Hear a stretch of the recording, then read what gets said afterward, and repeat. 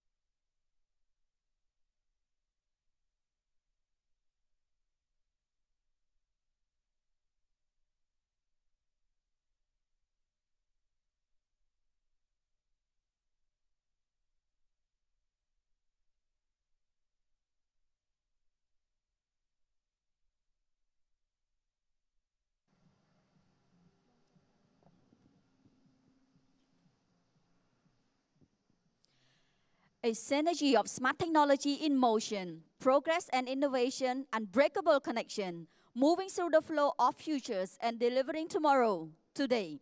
This is Metfone Intelligent City 2019.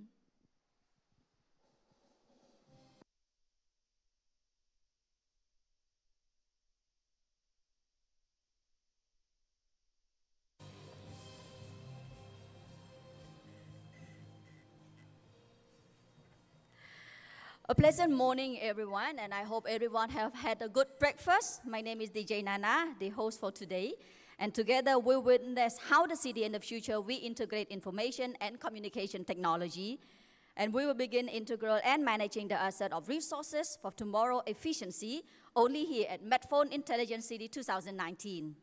As we celebrate the bright future with Metfone, let's also recognize and congratulate Metfone as it celebrates its 10th year anniversary in the business. Well, I guess we all know that Metfone is a leading mobile operator in Cambodia with the most extensive, reliable, and trusted network, right? So without further ado, let's get our program started. May I invite on stage Metfone Deputy General Director, Mr. Nyong Din Tan, to give a welcome remark, please.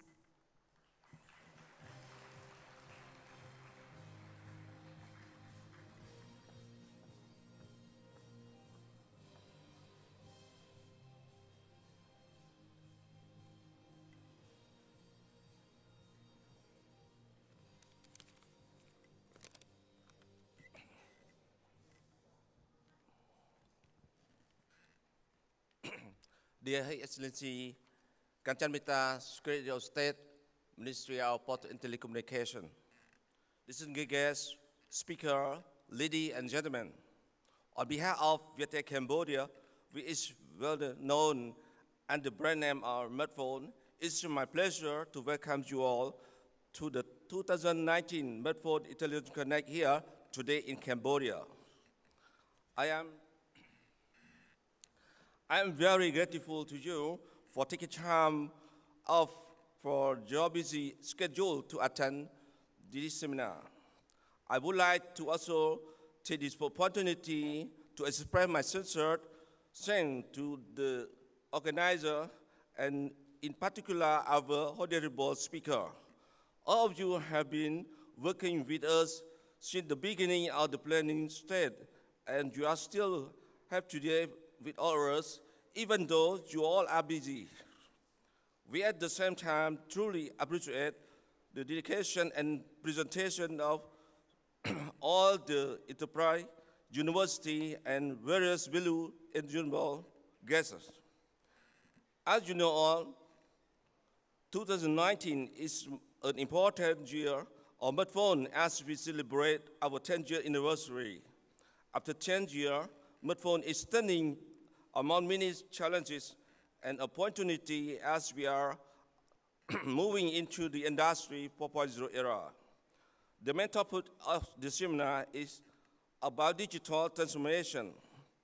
Over the past decade, digital technology has progressively been embraced by organizations driven by advancement and technology, changing consumer behavior, increasing globalization of the workforce, and a desire to be more productive and innovative. The digital wave has not only fueled a more productive and innovative. The digital wave also the foundational change in the way organizations produce, sell, and share, but also change the way employees work, communicate, and collaborate. The digital wave has therefore created a leadership and transformation challenge for many organizations, large and small. Metfone, therefore, is no exception. In the upcoming year, we will focus on digital transformation. Our goal is to build the modern telecommunication infrastructure for supplying 5G, narrowband IoT, big data, AI, and etc. Another critical concentration of Metfone is to provide IT solutions for not only government, company, organizations, but also home and many other subjects in Cambodia.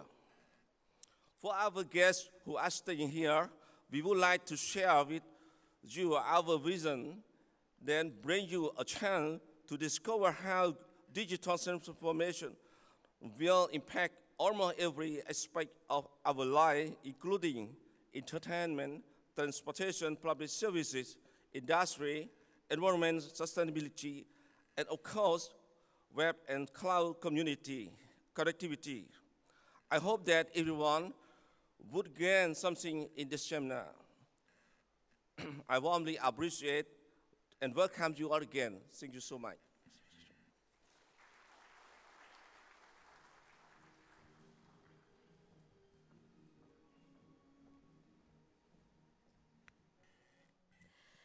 Thank you very much, Metfone Deputy General Director, Mr. Nyong Din Than, for a wonderful welcome remark. Please give him another big round of applause.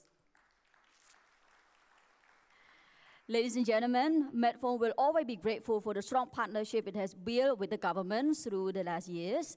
And to grace the opening speech, please welcome Ministry of Posts and Telecommunications Secretary of State, His Excellency Dr. Kanchan Mehta.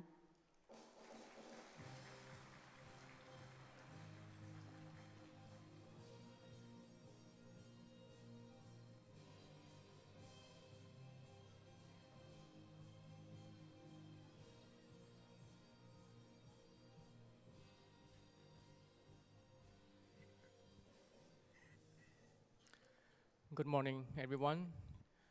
Excellencies, colleagues, friends, representatives from private sectors, friends from Vital Group, students, guests. Is this my, I'm still hesitating if I do speak in Khmer or in English. but I see, mix more Cambodian than foreigners. So let me share a bit half in English and in Khmer. It is my great honor on behalf of His Excellency Tramiltak, Minister of Post and Telecom. I would like to welcome all of you here to join the Intelligent Connect 2019, organized at the sideline of the 10th anniversary of the Metfone. And I would like to join others, in particular the yesterday events, to express our sincere appreciation and our congratulations also to Metfone for being here since 10 years. And Metfone has proven the efforts to build, firstly, the connectivity, and secondly, to bring the new technology for the Cambodian populations. And thirdly, we are here right now to bring the new digital transformation products and services for the government side, private sector side, and as well for the civil societies and other stakeholders, academy as well. I would like to take this opportunity to share with you a bit regarding the topic of this morning events, the whole day event regarding the Intelligent Connect. As you may know that when we talk about this topic, there are two things in our mind. One thing is the intelligent. The first thing is intelligence. And the second thing is connectivity. Connectivity and intelligence could not be disconnected together. Since 5 years, since 2012, 2013, the Royal Government of Cambodia, under the fifth mandate, under the Rectangular Strategy Phase 3, we would like to promote more in terms of policy and regulations, trust regarding the partnership between the government and private sector. The third thing is about the policy vision framework. The fourth thing is regarding the partnership. And the fifth thing is about the infrastructure. So we were focusing morely on connectivity. Why at the past 5 years we focus more on connectivity? Metfone is a pioneer of the building connectivity in Cambodia. In the rural area, we acknowledge the efforts, the energy, the efficiency of Metfone to deploy the optical fiber. Anywhere we find we will have the road, in the rural area, national road, rural road, or district road, somehow we could find optical fiber of Metfone. So Metfone is very strong in deploying the fiber and connectivity in the rural area. We would like to thank Metfone for this effort and to let our population in the rural area to be connected with their family, their partners, their friends, their stakeholders in the urban area, and to exchange some, any purpose, whatever. So connectivity is started first. Since then, we also start to encourage other stakeholders to invest more in the infrastructure connectivity. As highlighted in our Telecom and ICT Development Policy 2020, we wish Cambodia, all the district, all the commune, 1,600 commune would be connected by 2020. This is the first thing, and we were encouraging also are the stakeholders in infrastructure operators, in mobile operators, in ISP, to deploy at the same time the backbone infrastructure, at the same time the FTTH, fiber to the home, or we can say last mile internet. The second thing is about intelligence. Big challenge for us. It's a big challenge for us. We are talking about the artificial intelligence. We are talking about people intelligence. Connectivity is no more longer our challenge by 2020, but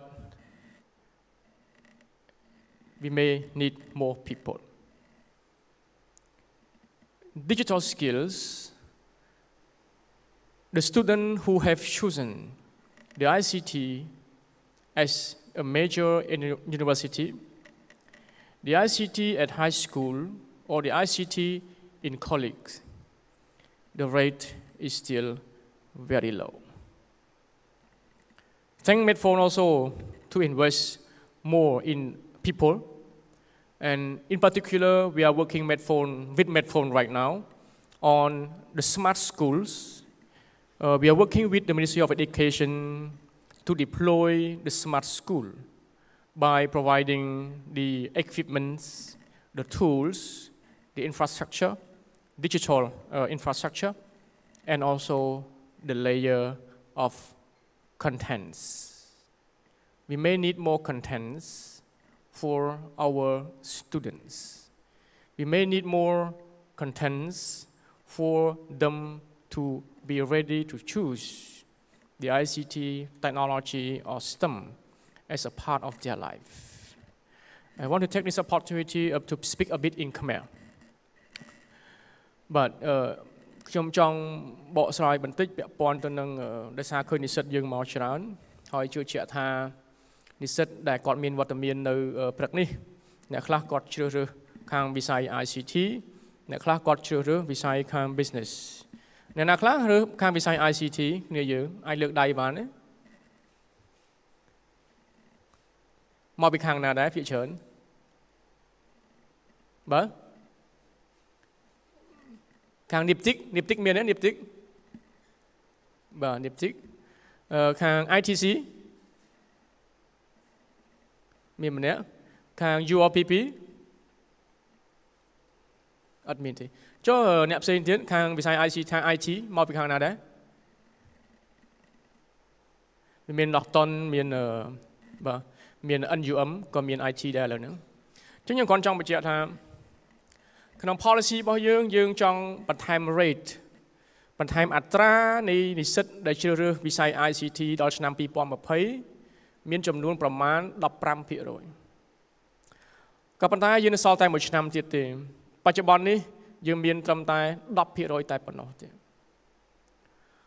ហើយនៅពេលដែលយើងនិយាយអំពី intelligence យើងចាប់ផ្ដើមមុនដំបូងគេគឺចាប់ផ្ដើមពីមនុស្សទៅបើសិនជាគ្មានមនុស្សទេទោះបីជាមាន connectivity ក៏ដោយគឺការប្រែប្រួលការបំលាស់ប្ដូរនៃសង្គមរបស់យើងនៅតែមានកម្រិតចឹងពីព្រោះហេតុអីពីព្រោះយើងត្រូវការ innovation យើងត្រូវការអ្វីដែលថ្មីយើងត្រូវការការច្នៃប្រឌិតយើងត្រូវការ disruptive technology យើងត្រូវការបង្កើននៅបច្ចេកវិទ្យាអ្វីមួយដែលគេហៅមិនថាភាសាខ្មែរគេហៅថាចូលក្នុងប្រឡូកក្នុងទីផ្សារហើយដែលយើងអាចផ្លាស់ប្ដូរទីផ្សារនោះទៅជារបត់មួយថ្មីនៅក្នុងការអភិវឌ្ឍខាងផ្នែកសង្គមនិងសេដ្ឋកិច្ចមនុស្សនៅទៅជាបញ្ហាប្រឈមរបស់យើងអញ្ចឹងខាងក្រសួង MPTC ក្រសួងអប់រំក្រសួងការងារក្នុងក្របខ័ណ្ឌនៃមូលនិធិការស្រាវជ្រាវនៃការអភិវឌ្ឍយើងចាប់ដើមខិតខំព្យាយាមតាំងពីឆ្នាំ2012 2013មកហើយប៉ុន្តែដំណាក់កាលចុងក្រោយនេះនៅពេលដែលអ៊ីនធឺណិតមានការតភ្ជាប់យ៉ាងលឿន internet របស់យើងបើប្រៀបធៀបជាមួយនឹង5ឆ្នាំមុនយើងឡើង1គុណនឹង3ពីព្រោះហេតុអីពីព្រោះការតបភ្ជាប់យើងល្អការតបភ្ជាប់យើងកាលពីឆ្នាំ2012ប្រៀបធៀបការតបភ្ជាប់របស់យើងជាមួយនឹងឥឡូវ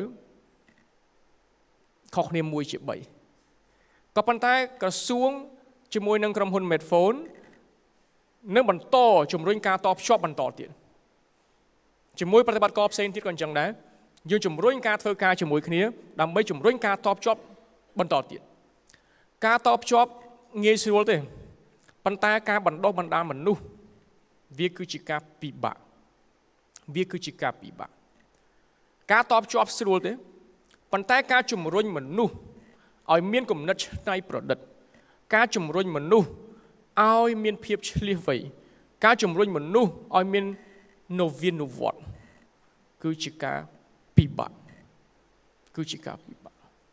ដែលយើងត្រូវការបំពេញការងារទាំងអស់គ្នាដែលយើងត្រូវការលើកទឹកចិត្តទាំងអស់គ្នាដោយ DJ Nana គាត់បានជួយ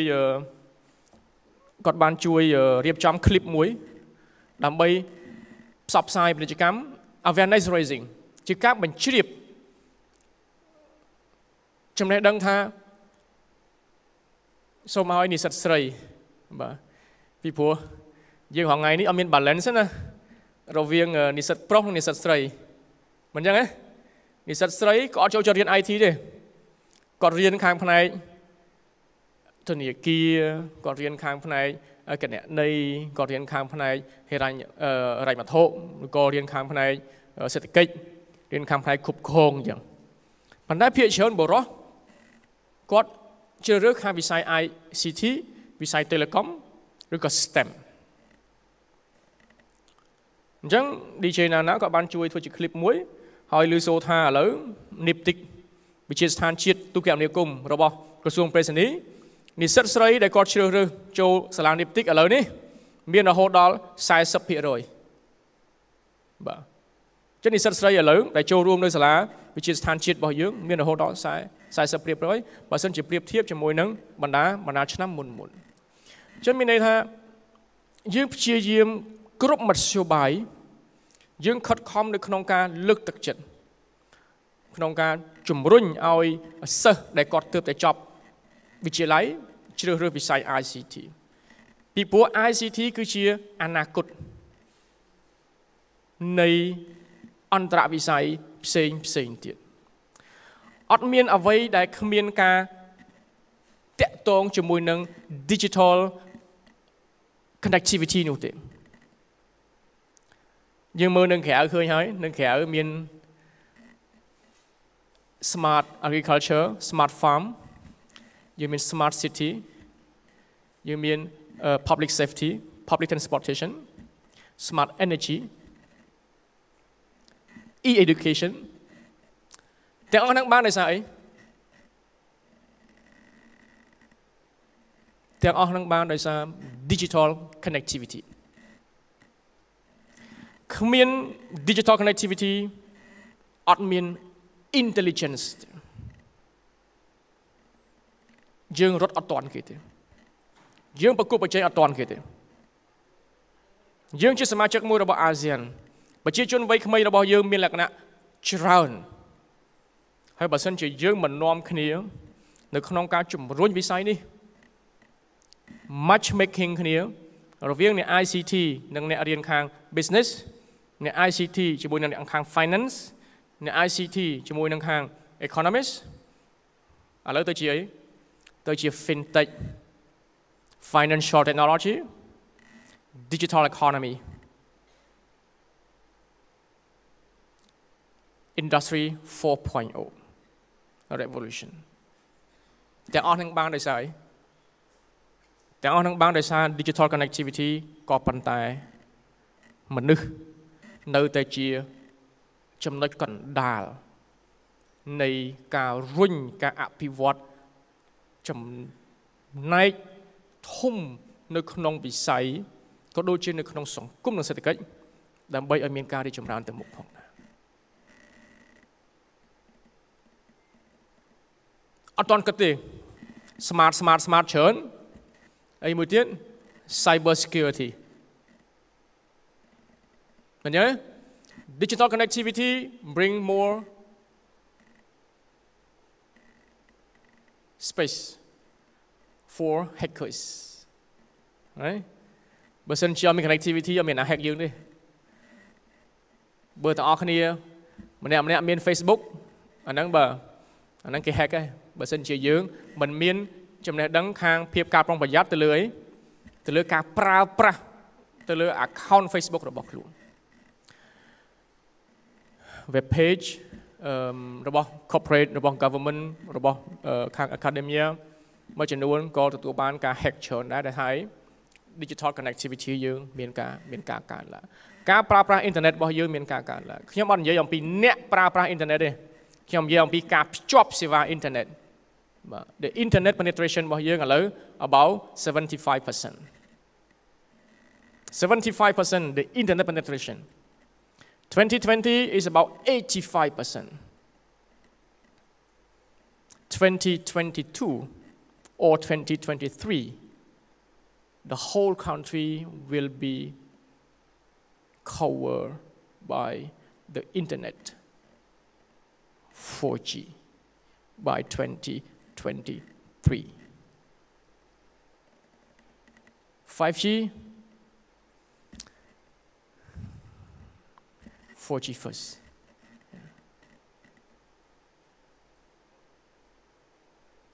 យើងត្រូវដឹងថាយើងនៅកន្លែងណាយើងនៅខ្វះគោលនយោបាយមួយចំនួនយើងនៅខ្វះក្របខ័ណ្ឌមួយចំនួនដើម្បីជំរុញរៀបចំ 5G នាពេលអនាគតក៏ប៉ុន្តែយើងគិតអំពី the internet connectivity យើងសិន the internet penetration យើងសិនតតែ2022ឬក៏23បាន the whole country will be covered by 4G or 4G plus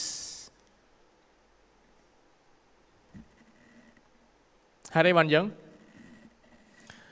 ខ្ញុំឆ្លៀវឱកាសនេះគ្រាន់សូមបញ្ជាក់ដែរថាវិស័យឯកជនមួយចំនួនក៏រឿង marketing ទេវិស័យឯកជនមួយចំនួនក៏គាត់បាទលើកឡើងអំពីការវិវត្តនៃ 5G វិស័យឯកជនមួយចំនួនក៏គាត់លើកអំពីពាក់ព័ន្ធទៅនឹងdigital connectivity របស់គាត់ហើយនឹង new technology is coming ក៏ប៉ុន្តែយើងត្រូវដឹងផងថាបច្ចុប្បន្ននេះអ្វីដែលយើងខ្វះខ្ញុំបានលើកអំបញ្ញហើយមនុស្សបើ digital infrastructure របស់យើង connectivity របស់យើងត2020ហើយនឹង coverage 4G 2022មនុស្សជា main challenge ទី2របស់យើងគឺអី contents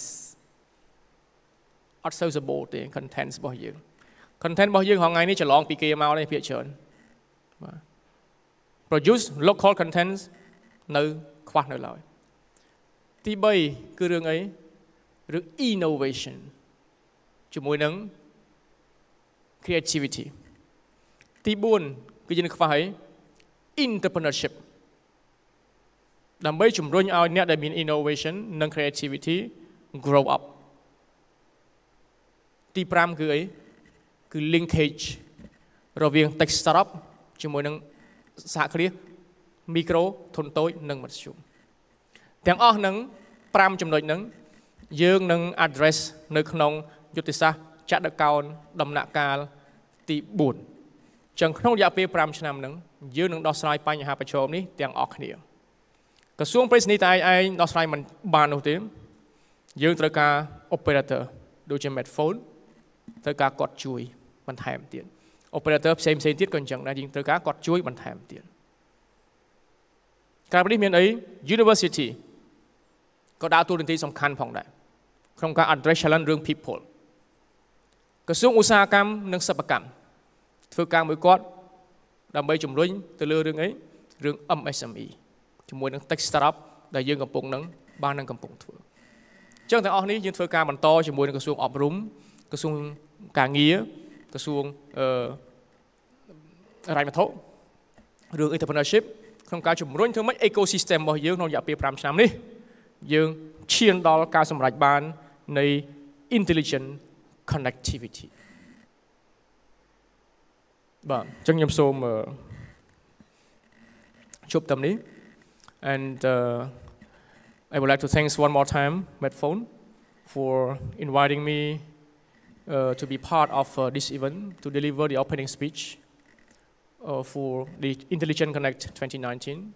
And once again, I would like to thank also Metfone team, Virtual Group.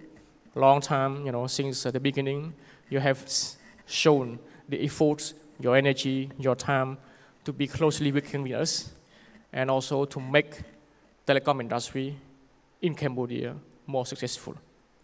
And thanks also for other stakeholders who are present here, who are spending time the whole day to follow the presentation the whole day even. And I'd like to thank also my team who also spending time with me this morning. I just would like to express our sincere congratulations once again for 10 years to being with us, to bring many things with our Cambodian population. And last but not least, I would like to wish you all the best. Thank you very much.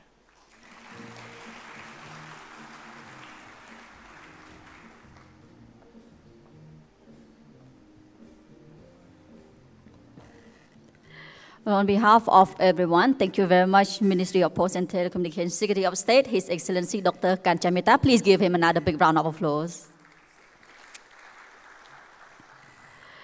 Ladies and gentlemen, according to Brian Herbert, a very famous American author, once said, the capacity to learn is a gift, the ability to learn is a skill, the willingness to learn is a choice. So let's all appreciate our capacity, ability, and willingness to learn today, as it will be a preparation for brighter tomorrow. So as we start learning, please don't hesitate to write your question down, and we will be entertaining the speaker afterward.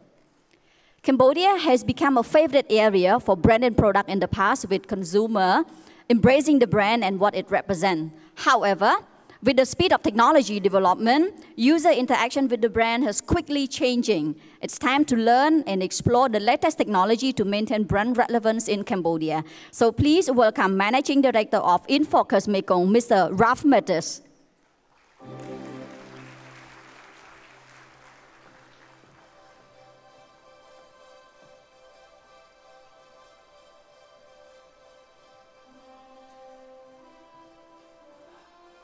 Hello, hello. Good morning. Can everybody hear me? My name is Ralph. I've been living in Ho Chi Minh City, Vietnam for over 25 years. And the first time I came to Cambodia was in 1994. And I'm just amazed at how much has changed in this country positively over the last 25 years. I would like to say a big thank you and congratulations to Metfone. This is a pretty amazing event. All the technology, really high stream, so congratulations, Metfone. Now,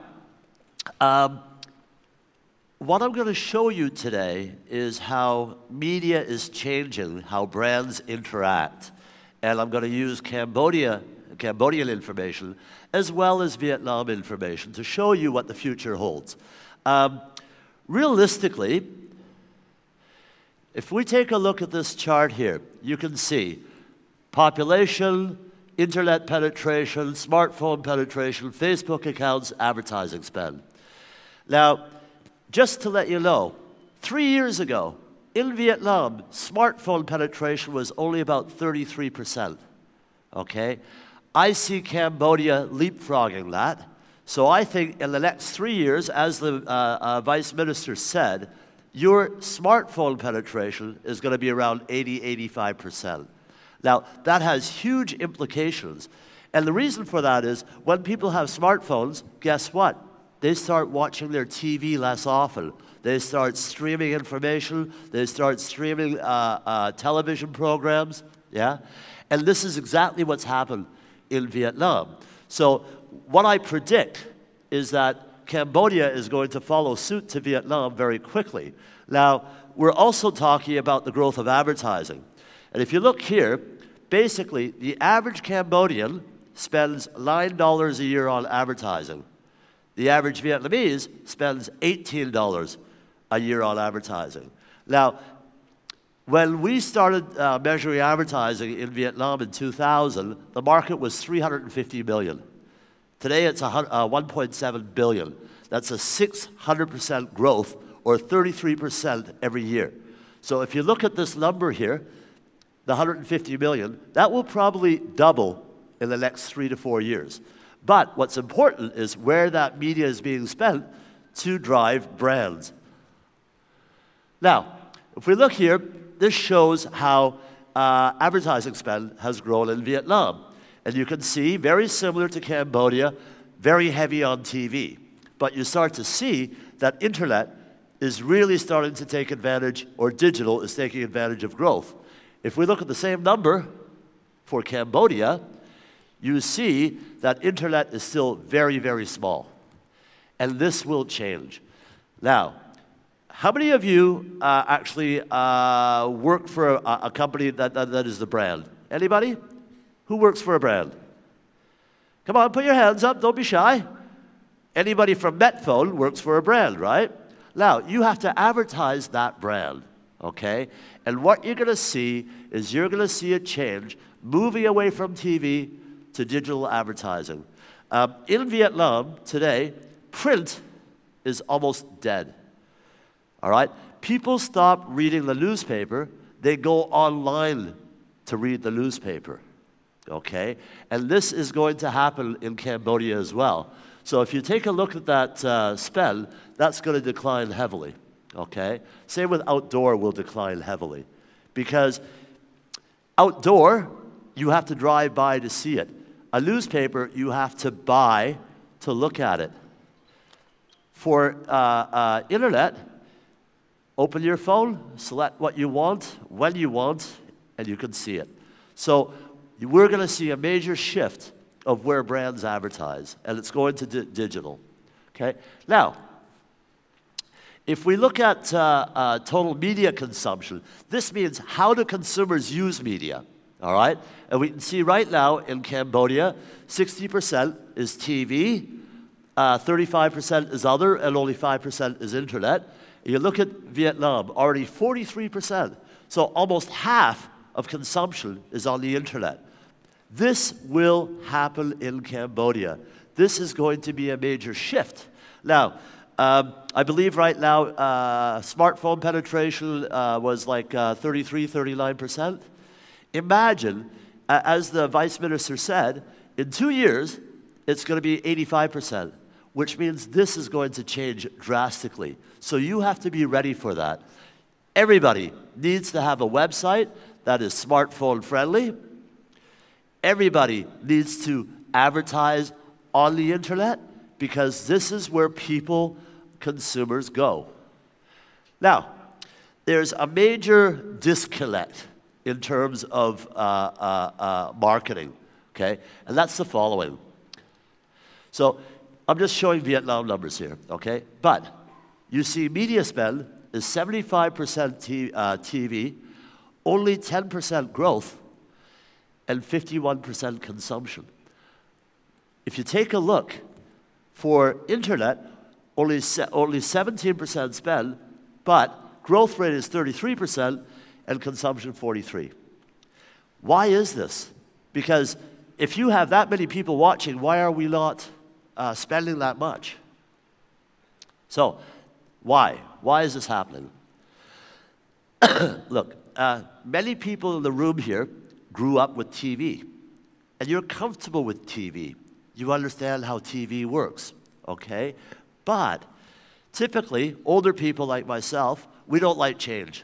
We're not used to change, okay? Younger people understand change. Number two, most of the decision makers are older, and they want to make sure, okay?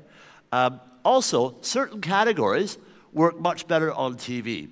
So for example, if you are selling washing detergent, which typically is the grandmother or the mother who buys that, she watches more TV.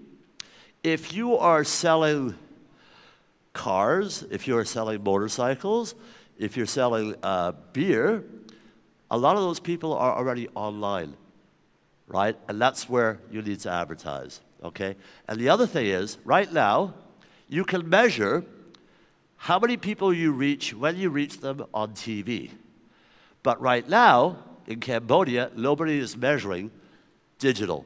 Who's on, how long, how effective is it? So that's one of the reasons why there's a disconnect, because people cannot understand what their ROI is. Okay, now, so I'm going to give you a Vietnam case study, all right, which includes Cambodian numbers to show you what the solutions are.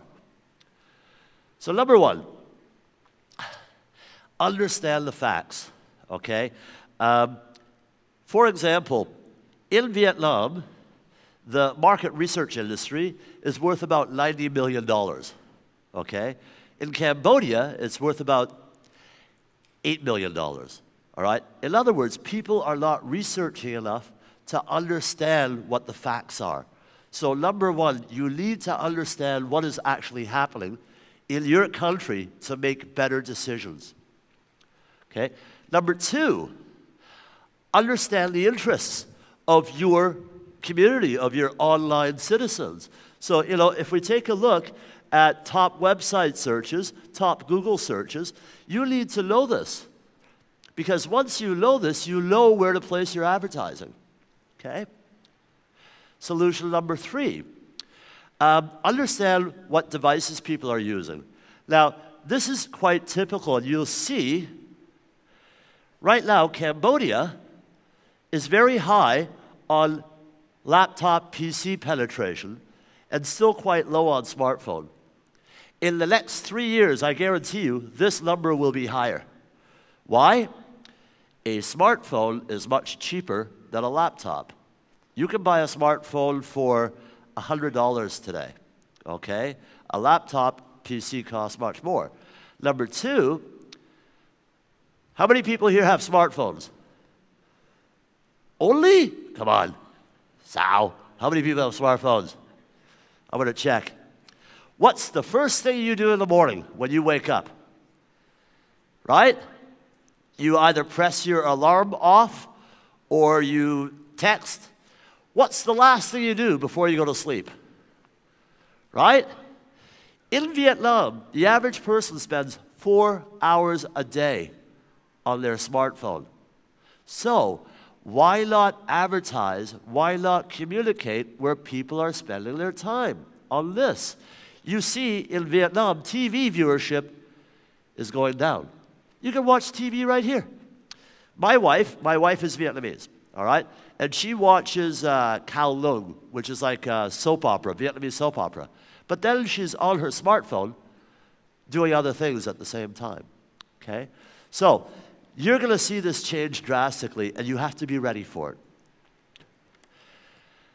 Next, understand what media platforms to use, okay? Right now, I know that Facebook is very, very big in Cambodia, right? And it's a good social platform. But you also have the different messenger services.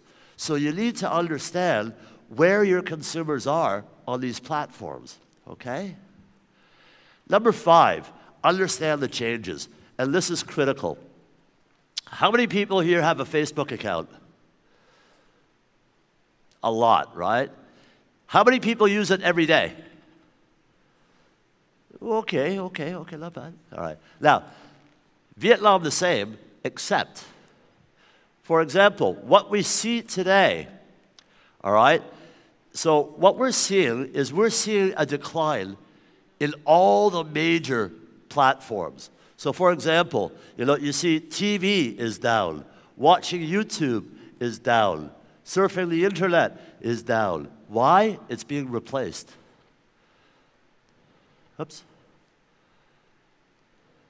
Okay, so you see Facebook is starting to go down. Why? I'll tell you why. When you see that my mother is on Facebook, you don't want to be on the same platform as your mother, right? She can see what you're doing, okay? So what's happening is young people are looking for new formats, looking for different platforms, all right? And what are they looking at? WhatsApp, Instagram, Viber, FaceTime, so on and so forth. So you need to be aware of what the younger generation is using. It's changing rapidly, okay? Now, Facebook by device. In Vietnam, it's predominantly smartphone and less desktop. YouTube, again, predominantly smartphone, less desktop, all right? Did you know that YouTube is the #1 TV channel in Vietnam? And YouTube is #5 in terms of usage globally in Vietnam. Why? If you've ever seen Vietnamese TV, it's not that interesting. Okay, while YouTube, you can choose what you want when you want. And the same thing will happen in Cambodia. Okay? Now, the final solution I want to talk about is what we call understanding your audience to device. So, #1, identify who is your target audience.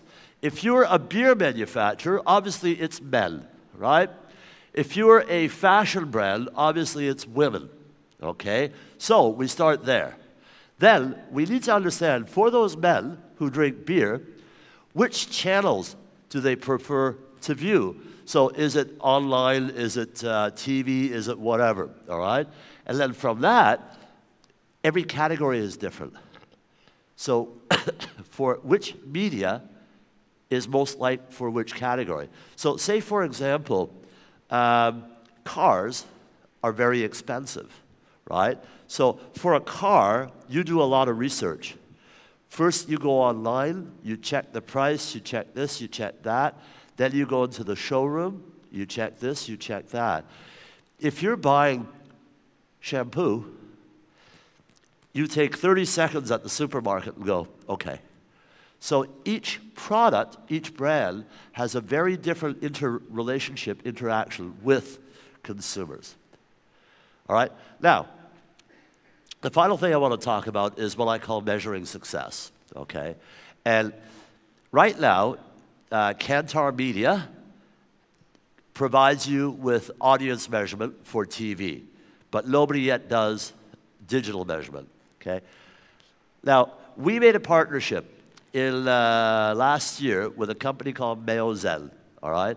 And Metfone started to track digital advertising in 2009. Now, you take a look at 2017, digital advertising is now 51% of all advertising spend in China. It is the largest digital market in the world. So, by being able to understand what's happening with digital, the market will grow. So, in the future, you need to digitalize everything you do. Now, I just want to reflect on one thing that the Vice Minister said. He talked about intelligence, connect, and contact. Now, connect, we are halfway there, but in 2, 3, 4 years, we'll be 100% connected. Intelligence, I agree, is a different matter.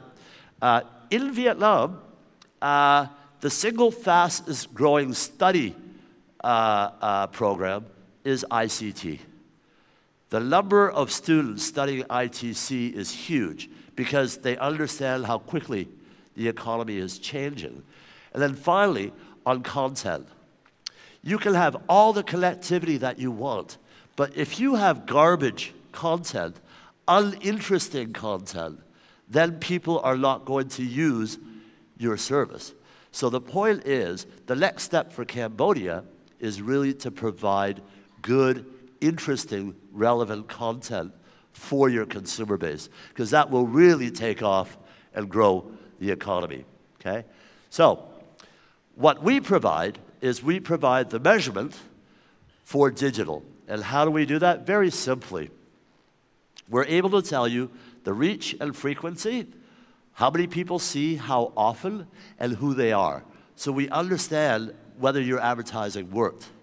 And then we're able to plan how much money should you spend on TV versus how much money you should spend on digital, okay? Because remember, right now, so much is being spent on TV, so little on digital, but digital is where the future is, okay? So, I'm going to leave it at that. And if anybody has any questions, please feel free to ask. Don't be shy. Any questions at all? Or you're all very shy? Anybody? Going once? Going twice? Okay. Guys, thank you very much.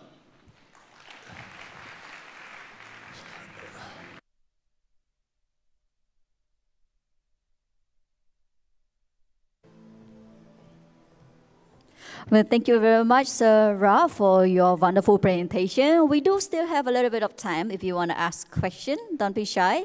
We do have 2 mics in the middle. If you have any questions, we can still have a little bit of time. So, any question from the floor? All right, maybe we need a little bit of refreshment. Thank you very much once again, Sir Ra, for that wonderful presentation. Maybe there will be some other question during our break afterward. So now let's move to our next subjects to discuss an e-commerce platform and multi-channel sales management. Let's all welcome the CEO and co-founder of Haravan, Mr. Huy Lim Ho.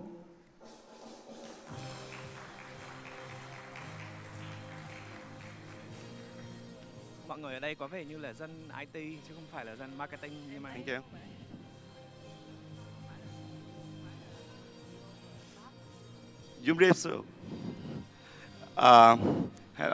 Thanks, Metfone, very much, giving me a chance to speak at the event. So today, my speaking to say about the omnichannel and the engagement marketing, how the omnichannel and engagement marketing work together. So let me introduce. So I'm from Vietnam, and this is the short introduce about the Haravan. We're providing omnichannel commerce solution in Vietnam, and with over 20,000 clients using our platform. Besides that, we are the top 1 Facebook Messenger chatbot platform in ASEAN. And this is some partner for marketing, for payment, for logistics, and other sales channel.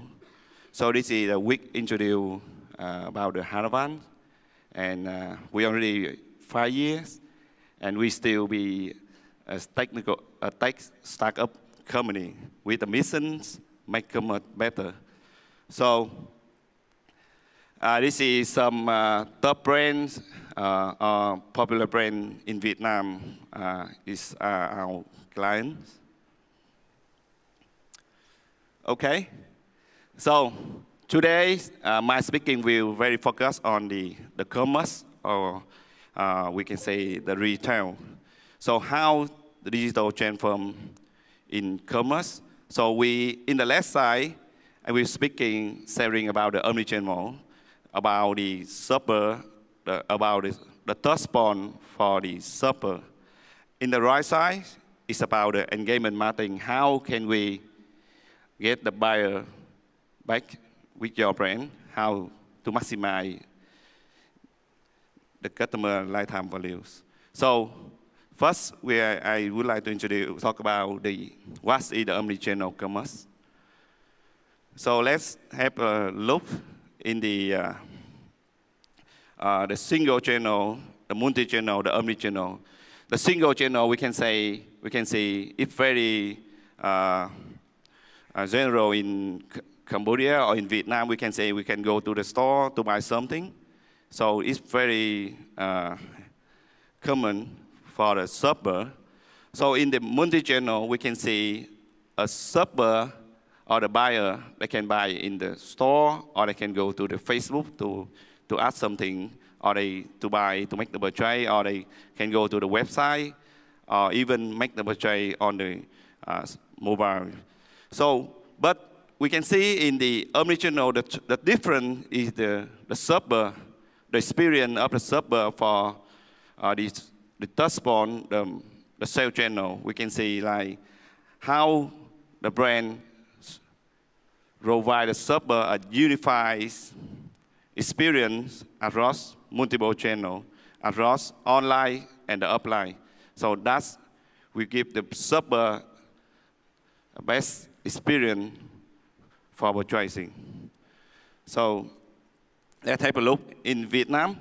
So this is, in Vietnam right now, you can see the buyer, they can make the purchase on some marketplace like Lazada or Tiki is very popular in Vietnam.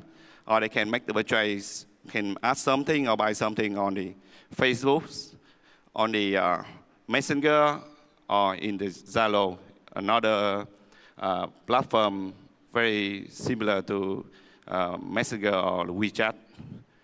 And or they can buy something in the store.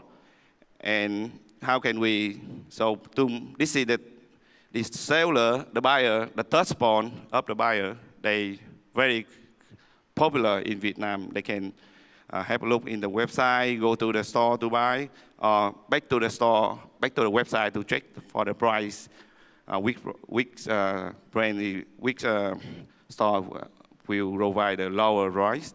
Or they can go to the social to add the fan or add the fan page to add more information about the product they are looking for. So, but you can see in the central, so to provide the server a unified experience, we need a system to help them, to help the brand to control the inventories. We don't want to give the buyer a bad experience. They make the purchase on a Facebook or on the website, and later a sales representative call them the item is out of stock just because we already sold out in the store. So we need a system to control the inventory to make sure we don't sell the item to the buyer if the item is not available. And we can see with this system, we need to control not only the inventory, we have to understand, we have to control all the order history and the customer. So we need all the information centralized to one place to provide the buyer with the best experience.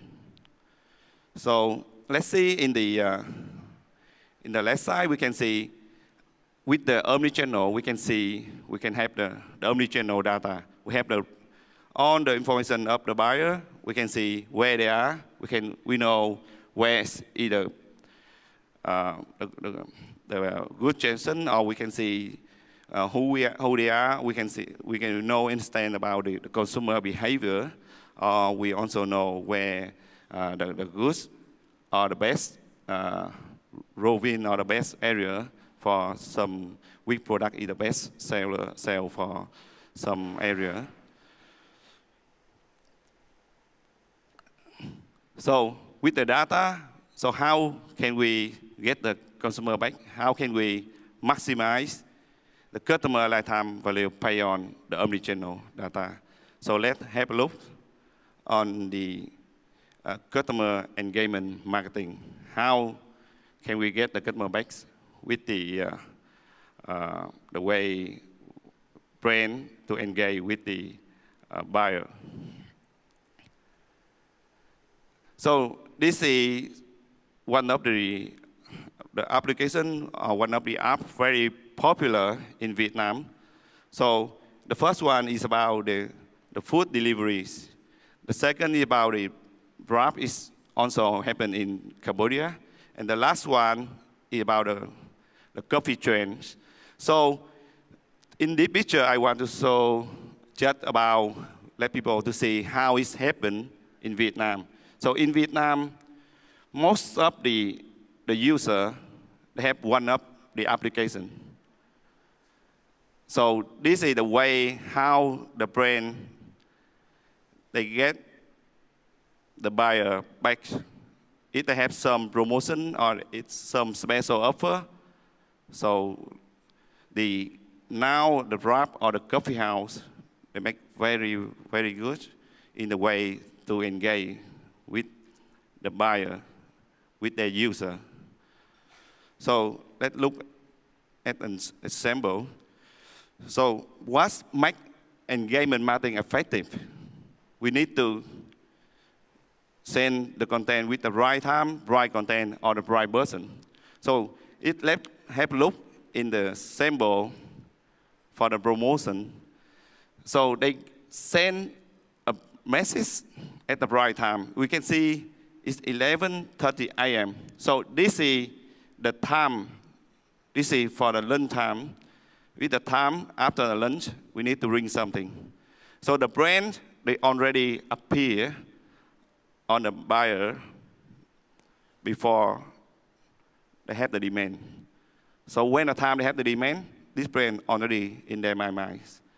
So we can see the brands have the good choice in the buyer when have a demand. In the bright side, it is another symbol. So normally, I usually travel a lot, and with the wrap, they give me the voucher, the offer, very special when I travel from my house to the airport. So this way, the Grab already educate me. Whenever I want to travel, I will remind on the wrap. They don't send the code for everyone to annoy all the user. They're very specific. Which user want to receive the code for traveling, for going to the airport, for from the airport to the house or the house to the airport. So this is the two very popular symbol in Vietnam happen in the ways the brand engage with their shopper, their buyer. You see the symbol to have to understand or to know, to let we see how it's happen in the engagement marketing between the brand and consumer.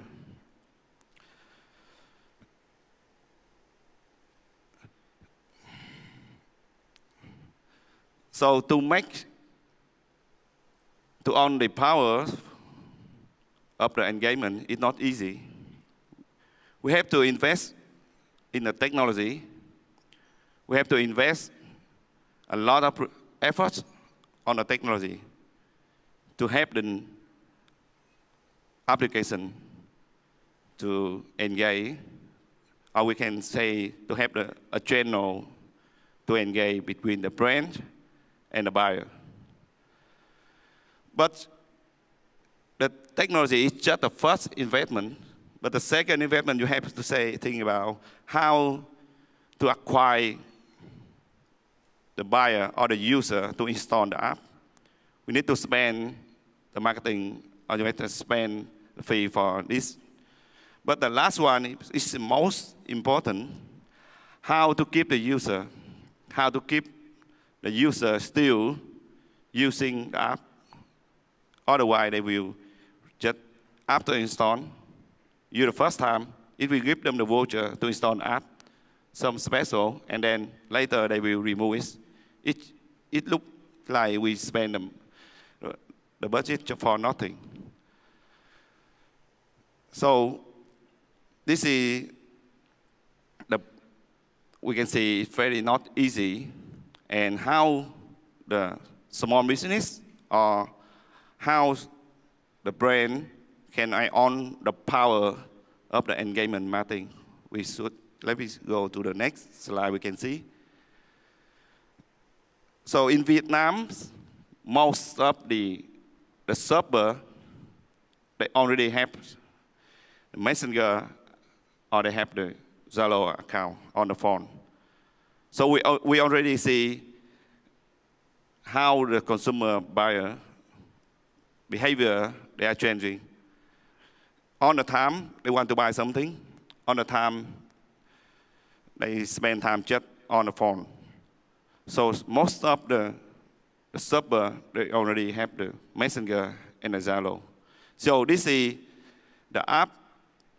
How can we leverage the powerful of the messenger and the Zalo to leverage or to engage with the power?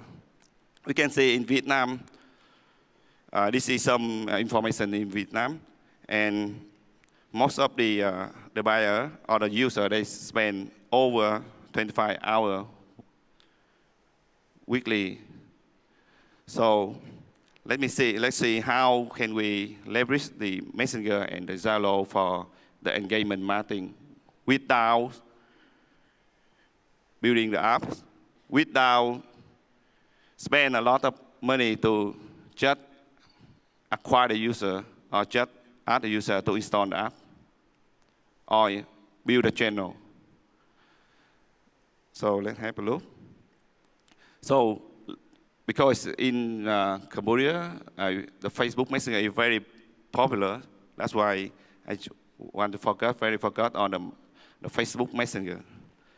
So with the Facebook Messenger, we can see it is the sample from the restaurant, a brand up for the restaurants. We can send the brick content on the Messenger. The Messenger, we can also allow it for a two-way interaction. The brand can interact to the buyer can interact back to the brand. And the most important is over 85% receive the message and read the message on the first day. So in the marketing, in the engagement marketing, we can see in the traditional or until now, the email is still very popular. But in Vietnam, this email is not work for Vietnam. So because a lot of brand or a lot of merchant, they use email. They use, like just like for spam, and that's why most of the buyer right now they don't use the email anymore for the personal, for the private business. So that's why the email is not work in Vietnam anymore. That's why, but with the messengers, it is one of the main communication tool in Vietnam for all the friends, for all the brand. They talk together with their user. That's why when you send a message directly into the messenger, it will show in the top up on the phone. And because of the importance of the messenger for communication, that's why they never remove the apps. And then we don't need to acquire the user or acquire the buyer to install the app or to build a channel for and send a message from the brand to the buyer.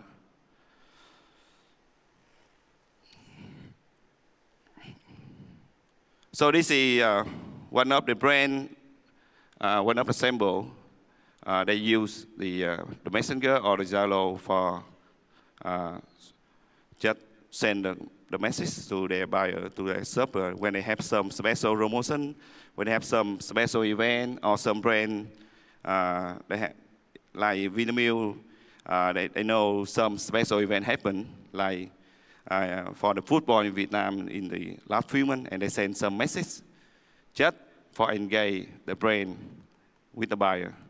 So the best way to engage is not about sending the promotion, it's about sending the emotion.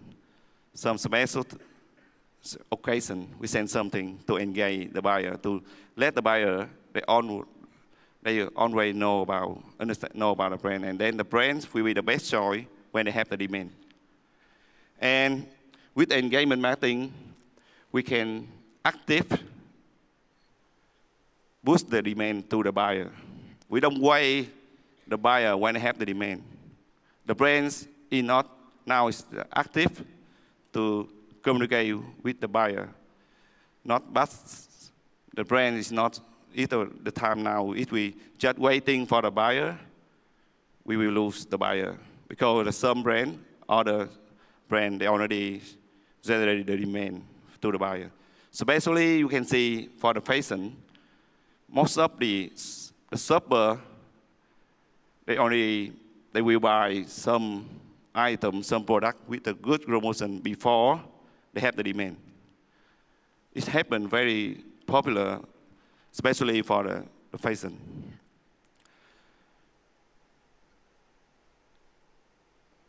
So some brand, they also leverage the QR code or the offline to convert their user to the online.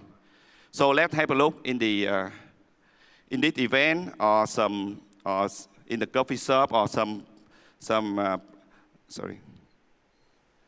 place. We already have the traffic of the user. They go to the store every day. We open the store, we open the physical store, and we open in the play with the goods, position the loot area, have a lot of user, a lot of buyer, they come to your store. How to keep them back? How to engage the shopper?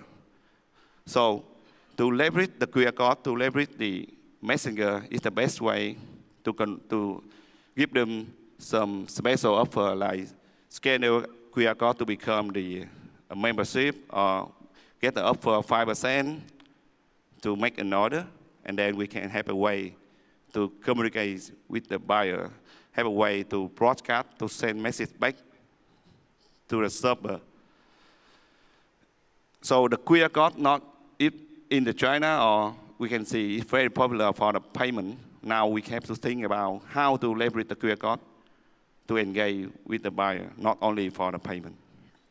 And we don't have to worry about the buyer have to install your app. They already have the messenger. They already have some application can allow to scan the QR code. Just open the camera, can scan the QR code, and the application will convert them to the messenger, because they on the server, they have the messenger on the phone.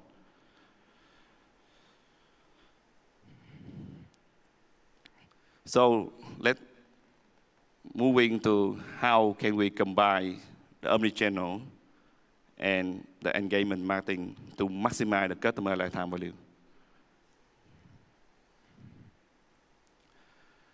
So this is some attributes, some information belong to the buyer. On the brand, I think we already have the information of the buyer, but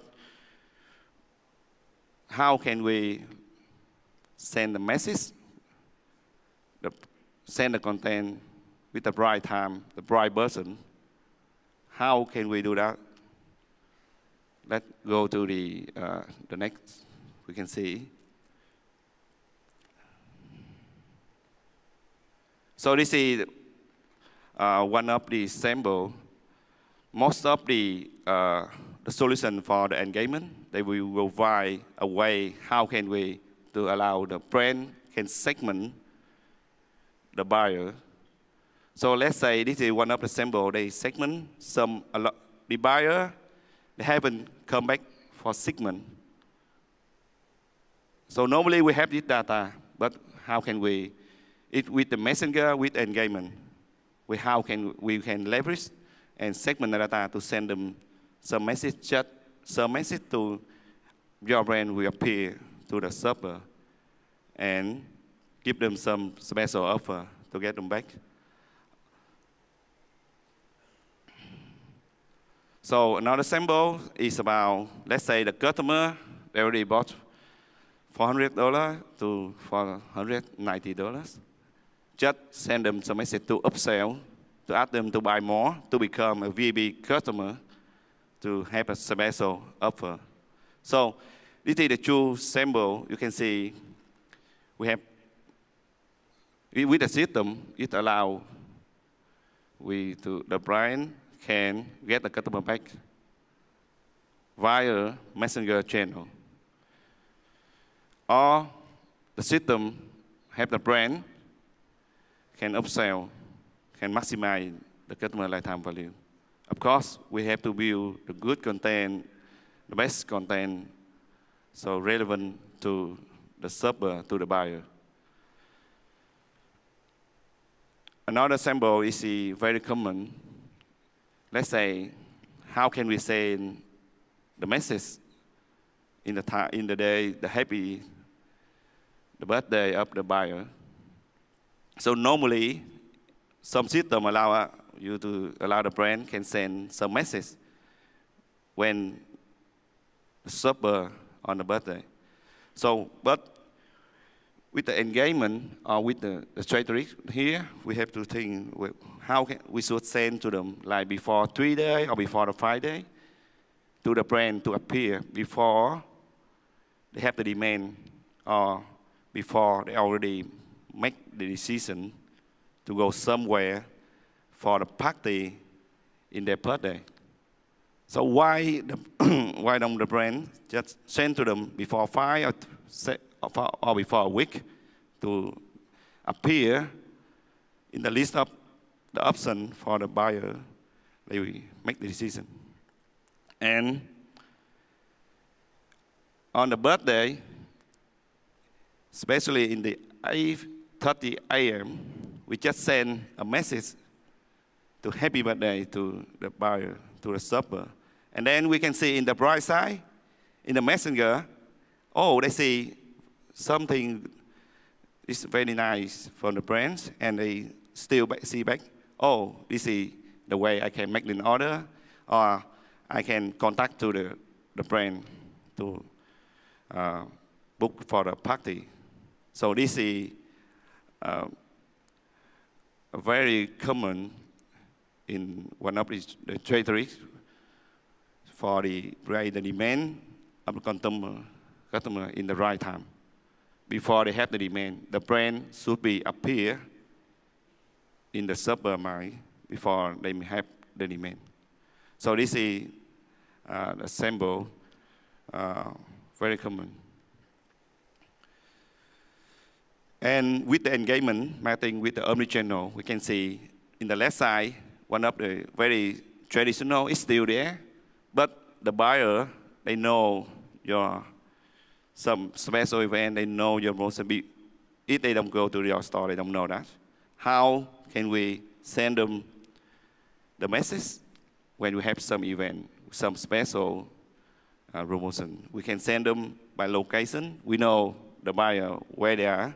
We can send to them pay on what they already bought, pay on the product, pay on the category, the shopper they already buy from your store. Or we can send them pay on the purchase history, like how much they already buy. This is the segment of the shopper they can spend more than over $1,000 per month, or this is the segment the buyer they ready to spend money for a brand. So the different content, different message can pay on the engagement, pay on the messenger. We can send the right time, right content to the buyer. So thank you very much. This is my presentation. Thank you very much. Oh.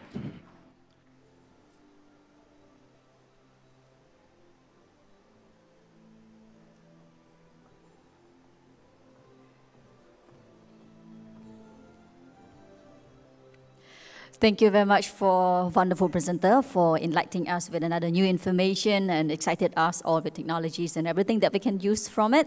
Well, ladies and gentlemen, we're going to move to our next presenter. But before that, allow me to remind to please drop your name card in the bowl once you register, because there will be a lucky draw session at the end of this morning, and prices are quite amazing. So make sure that you have dropped your name card. Thank you very much.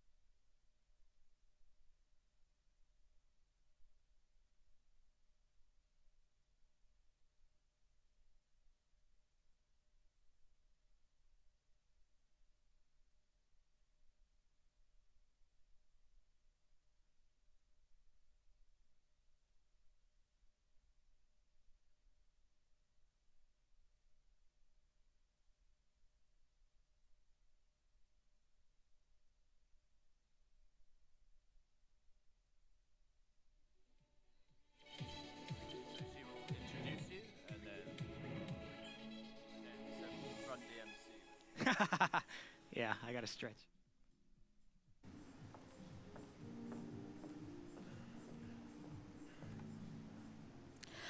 Well, ladies and gentlemen, today businesses are ruled by data, especially big data and AI, that have gradually been evolving to shape day-to-day businesses process and playing as a key driver in business intelligent decision making. Ready to learn more, I hope? So please welcome on stage Google Cloud Managing Emerging Asia Territory Manager, Mr. Joe Roll.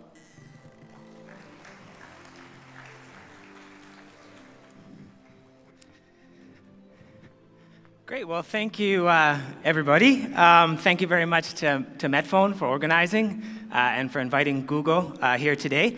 Before I start, how many people here are IT people, either coders or engineers or anyone who's ever deployed a server? If you could let me know, so I have some idea. Okay, so my presentation is mainly on Google Cloud, which is the IT side. So I will try to make it educational and interesting if you don't have an IT background. If you do have an IT background, that's great. I hope you will find it interesting. I just want to point out that Metfone is celebrating 10 years in Cambodia. Google, our first real foray into Cambodia was Google Translate, which we launched for Khmer in 2013. So that's only about 6 years. So in Cambodia, I think that we can call Metfone our sort of older brother. Most of Google services in Cambodia, including YouTube and Maps, are accessed through Metfone as the largest telco in Vietnam. So we owe a lot to Metfone because without Metfone, we couldn't grow in Cambodia as fast as we have. So we just want to make sure that we say thank you and our gratitude for Metfone for enabling us to be here. So Google Cloud, what is Google Cloud? This is a very good question because Google Cloud encompasses a lot of things. The easiest way to explain it is to look at all of Google. So Google has so many things, YouTube, Maps, Google Search, obviously. All of these things, they need two things to power them. And those two things are brains and muscle. And this is true for any business. So what do I mean by brains and muscle? Well, it's really just another way to say processing and infrastructure, or data and IT, depending on how you want to say it. So all of these Google services need these two things. And Google has a lot of processing and a lot of core infrastructure. So let's take Google Search, right? Every time you do a search on Google, all of that is being powered by Google data centers around the world. And it takes a lot of power to power the Google ecosystem, not only in our data centers, but also in locations and caching locations that we have in countries like Cambodia. So Google Cloud is what? So if you look at YouTube, or maybe Google Maps or Google Search, that is something we built. All the way, it's ready to go, it's working, it's a product. Google Cloud is saying, okay, here are the pieces. We open up our data centers, we open up our technology to you as a business. Even if you're a small business or a startup, it doesn't matter. Here it is, and you can build whatever you want using our technology.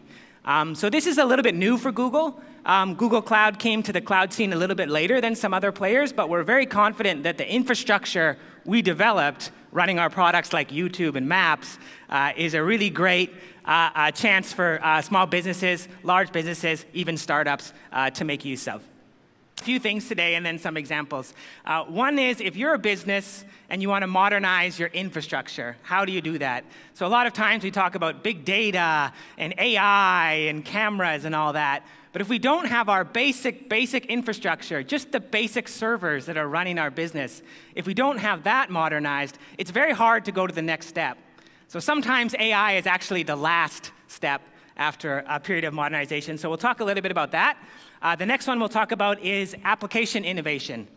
So how do we create applications that are going to scale and be easy and not require a huge team of coders?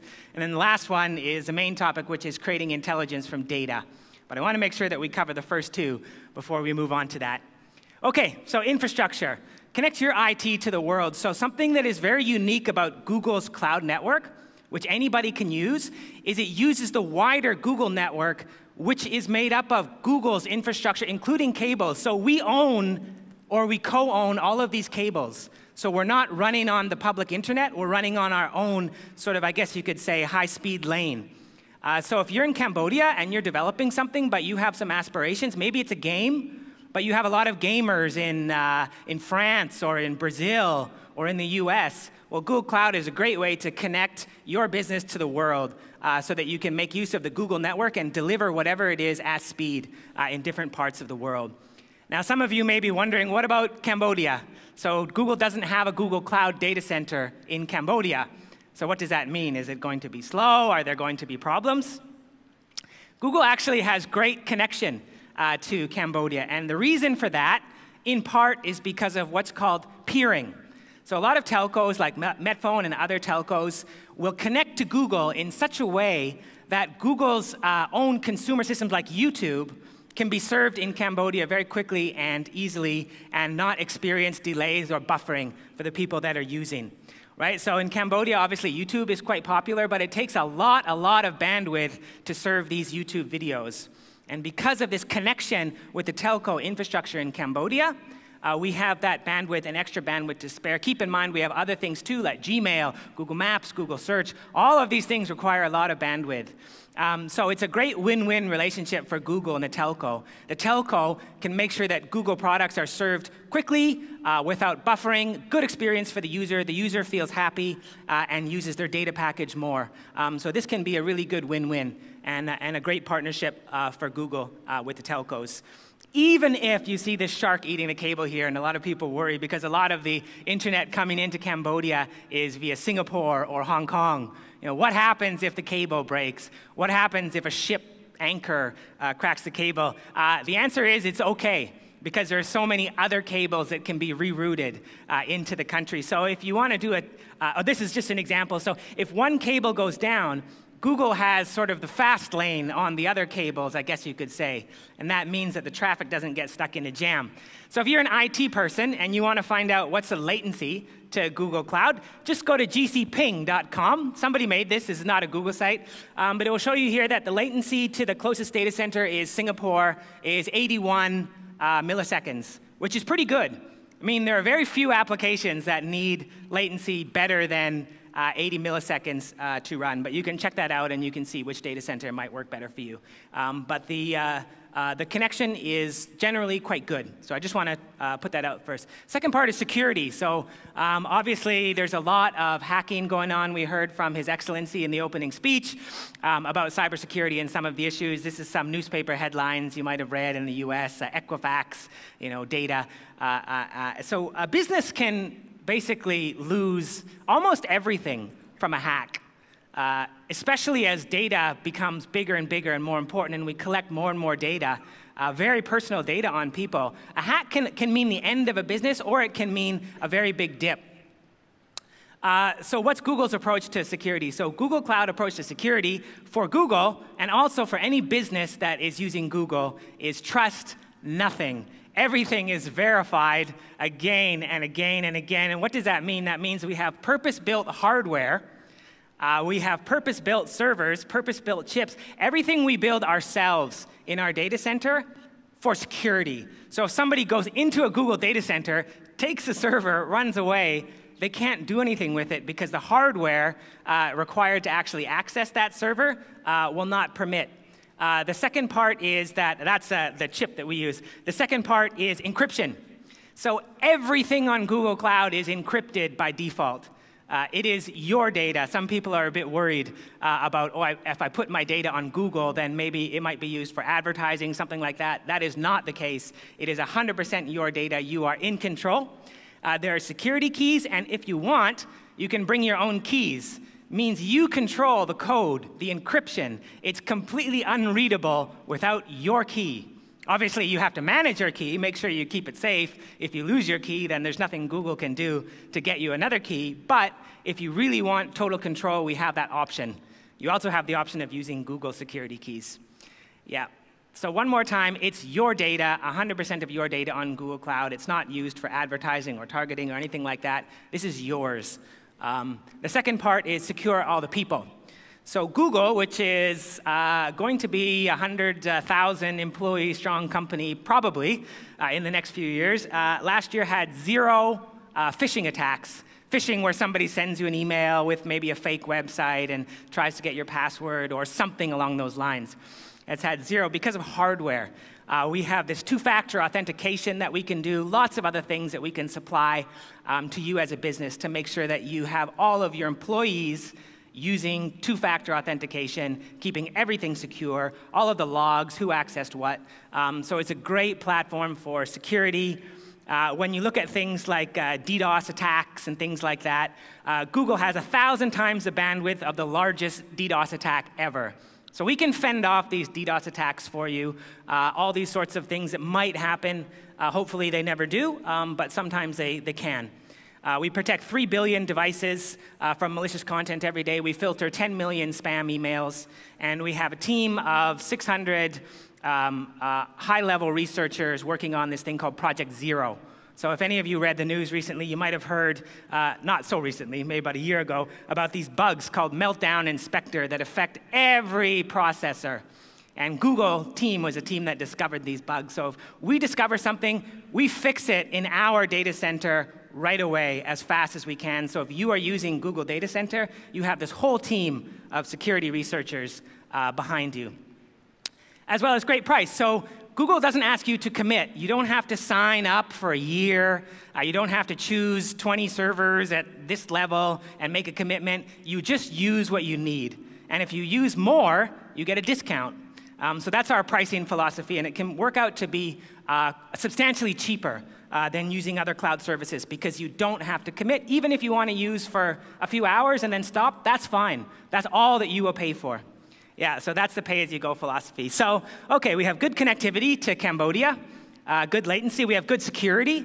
The price is quite competitive if you do your pricing analysis. So is there a catch? What could be an issue? Well, one issue that a lot of people worry about when it comes to cloud is lock-in. So now I'm on a cloud platform.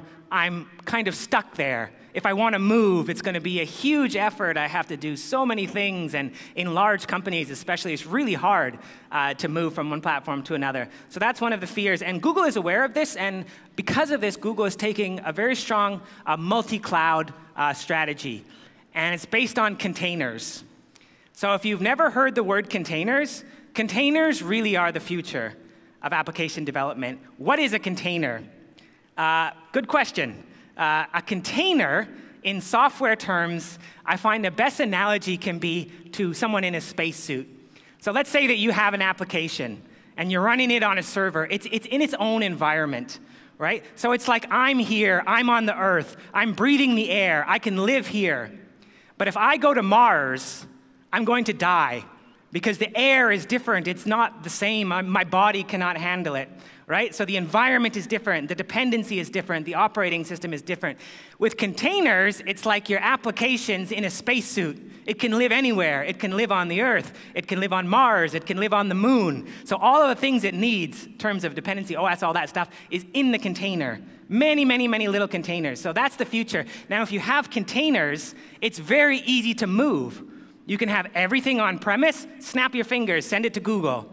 You can snap your fingers, you can send it to AWS, Amazon Cloud. Snap your fingers, you can send it to Microsoft. Snap your fingers, you can send it back. Very, very mobile. So that's the benefit of containers. Super easy to move around.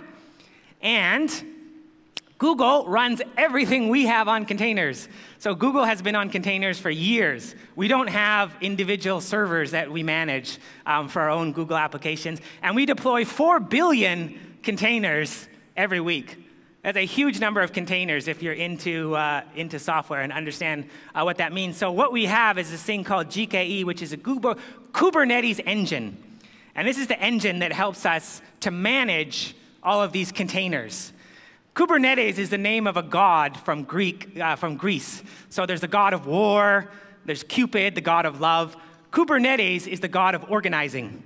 So that's why we called it Kubernetes. So Kubernetes is a system to manage all the containers. And we feel like this is really the future of software development. So there's no servers. You don't have to worry, I don't need this many servers and this much RAM and this much core. You don't need to worry about that. There's no servers. It's fully managed security.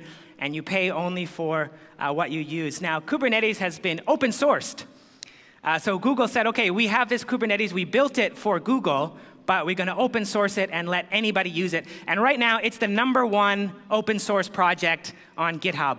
So any of you who have IT teams and coders, if they don't know Kubernetes, probably soon they will. It's the hottest thing right now in open source software. We've open sourced it, and other cloud platforms are using it as well. And very soon, we're going to have the Kubernetes engine on-prem. So your data center can run our container engine, and that will make it very easy to move containers between your data center and Google back and forth at any time, because all of that will be managed by the same container engine. So we see this as the future. Was talking outside to the Met Cloud team. Obviously, this is something that we would love to do with local cloud providers, is to get our container technology, our container management system to be running, same like VMware, on a local data center. And then that's great because it gives people confidence that they can use a local data center when they need to start out for better latency, for better pricing, but they can be confident that if they grow, if they have success, there is a very easy path to international grid. Connect with the world, to the Google network, to other countries, things like that. So we see this as a really great win-win, confidence for people to use a hybrid solution, but not have to spend a huge amount of time architecting that solution. And there are various ways to go from VMware virtual machines quickly to containerize. So it's not a pain like in the past to take your application, cut it up into containers, and then run it. Of course, Google also has just regular machines. So if you just need a regular virtual machine, not container, but a server, you can do that. And one of the great things about Google is you can customize it. How many CPUs do you want? How much memory do you want? You can customize it and set it. So that's another thing that we have. OK, so that's the infrastructure.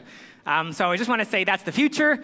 Not that many businesses in the region now are using containers, although we do have some clients in Cambodia that are doing very well on containers.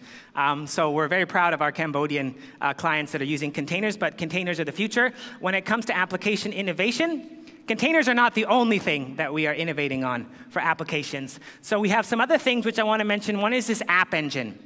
So App Engine is a little bit different than the past, where you would have to do things like install a database just to run some small app. You would stitch it together, do your connection strings, dev test and production. All the developers here know what I'm talking about. But basically, there's a lot of work that goes into it.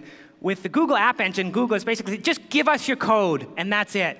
Let Google worry about everything else. Let us worry about how many servers. You don't need to care how many servers. Let us worry about scaling. You know, if you have 100 users today and 1,000 users tomorrow and back to 100 the day after that, let Google worry about all that.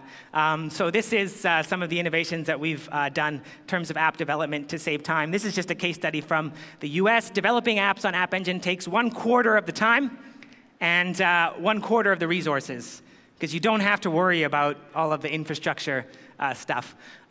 So this is generally called serverless, right? So no upfront provisioning, no management of servers, pay only for what you use.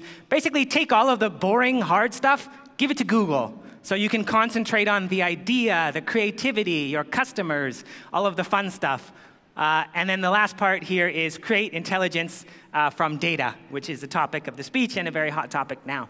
Again, it comes back to what I'm saying about infrastructure, about app development, is creating intelligence from data is hard because there's so many other things you have to do with your data, right? So you look at things like monitoring, performance tuning, deployment and configuration, which is a big one, reliability. You know, some server goes down in the middle of the night. Somebody has to wake up. Somebody has to fix it. Handling growth and scale, resource provisioning. And there's this little bit left for analysis and insights. And this is actually what most IT teams are faced with in companies. They have so much work which isn't what they want to be doing, what they train to do, which is analysis and insights. So the data and serverless model is to say, you focus on the analysis and insights. You focus on the intelligence, and let us do the rest. Because Google has a lot of experience with data. So we were born a data company. Our mission statement is organize the world's information, make it universally accessible and useful, which translates essentially as data intelligence, if you read it another way. So let us do it. This is just a few slides for the coders. I'm sorry for those of you who aren't coders. If you are coders, you know about Hadoop and HBase. These are things that came out of Google and Google Research. So this is kind of the first wave of the data analytics trend. Google is kind of moving on. So Google hasn't used Hadoop and things like that for a while. We use our own tools, which are all serverless. So if you want to chat a little bit later, you're a coder, you want to understand about where things are going with Hadoop and the ecosystem, please just find me at the tables and we can have a longer discussion about that. So these are our tools, Dataflow and Dataproc, which are serverless and help you manage your data stack in a way. But I want to come back to this because this is the main point. Right? Data and analytics sounds great. AI, wow, super sexy, amazing. But if you think about it, you have cameras, you have all these things. Who's going to run them? Where's the data going to come in from the cameras? It's going to come into a server. Who's going to manage a server? So oftentimes, all this great stuff ends up just being a lot of work and a tiny bit of insight. So how do we take that away from you? Specify hardware, let's take that away. You don't need to specify hardware. Provision and configure, let's take it away. Maintain scale, tuning, take it away. Logging and monitoring, take it away. Just worry about the coding and the development. What is it you're trying to do? And let Google handle the rest. So it's a serverless big data stack that scales automatically. OK, so what does that mean in practice, a big data stack serverless that scales automatically? OK, this is, if you're not a coder, this is what's called a query. So this is basically trying to get information from a lot of rows of data. Like if you have an Excel file, sometimes, right? And you're trying to search for something or do a calculation. Sometimes your computer is just waiting for minutes, right? Because it's a big Excel file and there's a lot of numbers. And then sometimes it might just crash altogether. OK, now this query is trying to find all of the times that Google, or Goog, is mentioned in Wikipedia. And you can see here that there are over 100 billion rows of data across Wikipedia. So if we want to do this search across all of Wikipedia, normally it would take hours or even days. But with this tool that Google has, which is called BigQuery, we can do this query in less than 60 seconds. Now it's about 30 seconds. So it just takes 30 seconds.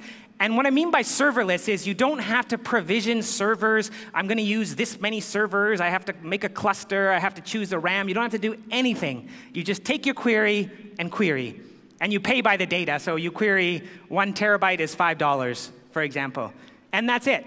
Now, a lot of times, this is something that is not so easy to explain. Sometimes if you're in a company and you're trying to explain what the benefits of cloud are, a good way to get this across is to look at how long it takes to do something like this in a local data center. So if it's a local company data center with 30 machines, it might take a week to run this query, as opposed to 30 seconds, right? So it's a great way to save time. And all of big data is essentially just running these types of queries to get intelligence, to get analytics. We have some other tools. If you're a coder, please come up to me after. I'll skip through these slides, but tools to ingest data in a serverless way. So if you're using Kafka, we have Kafka alternatives. Cloud storage, obviously, you can store. If you're running Hadoop, we have serverless Hadoop managed service, other things like that.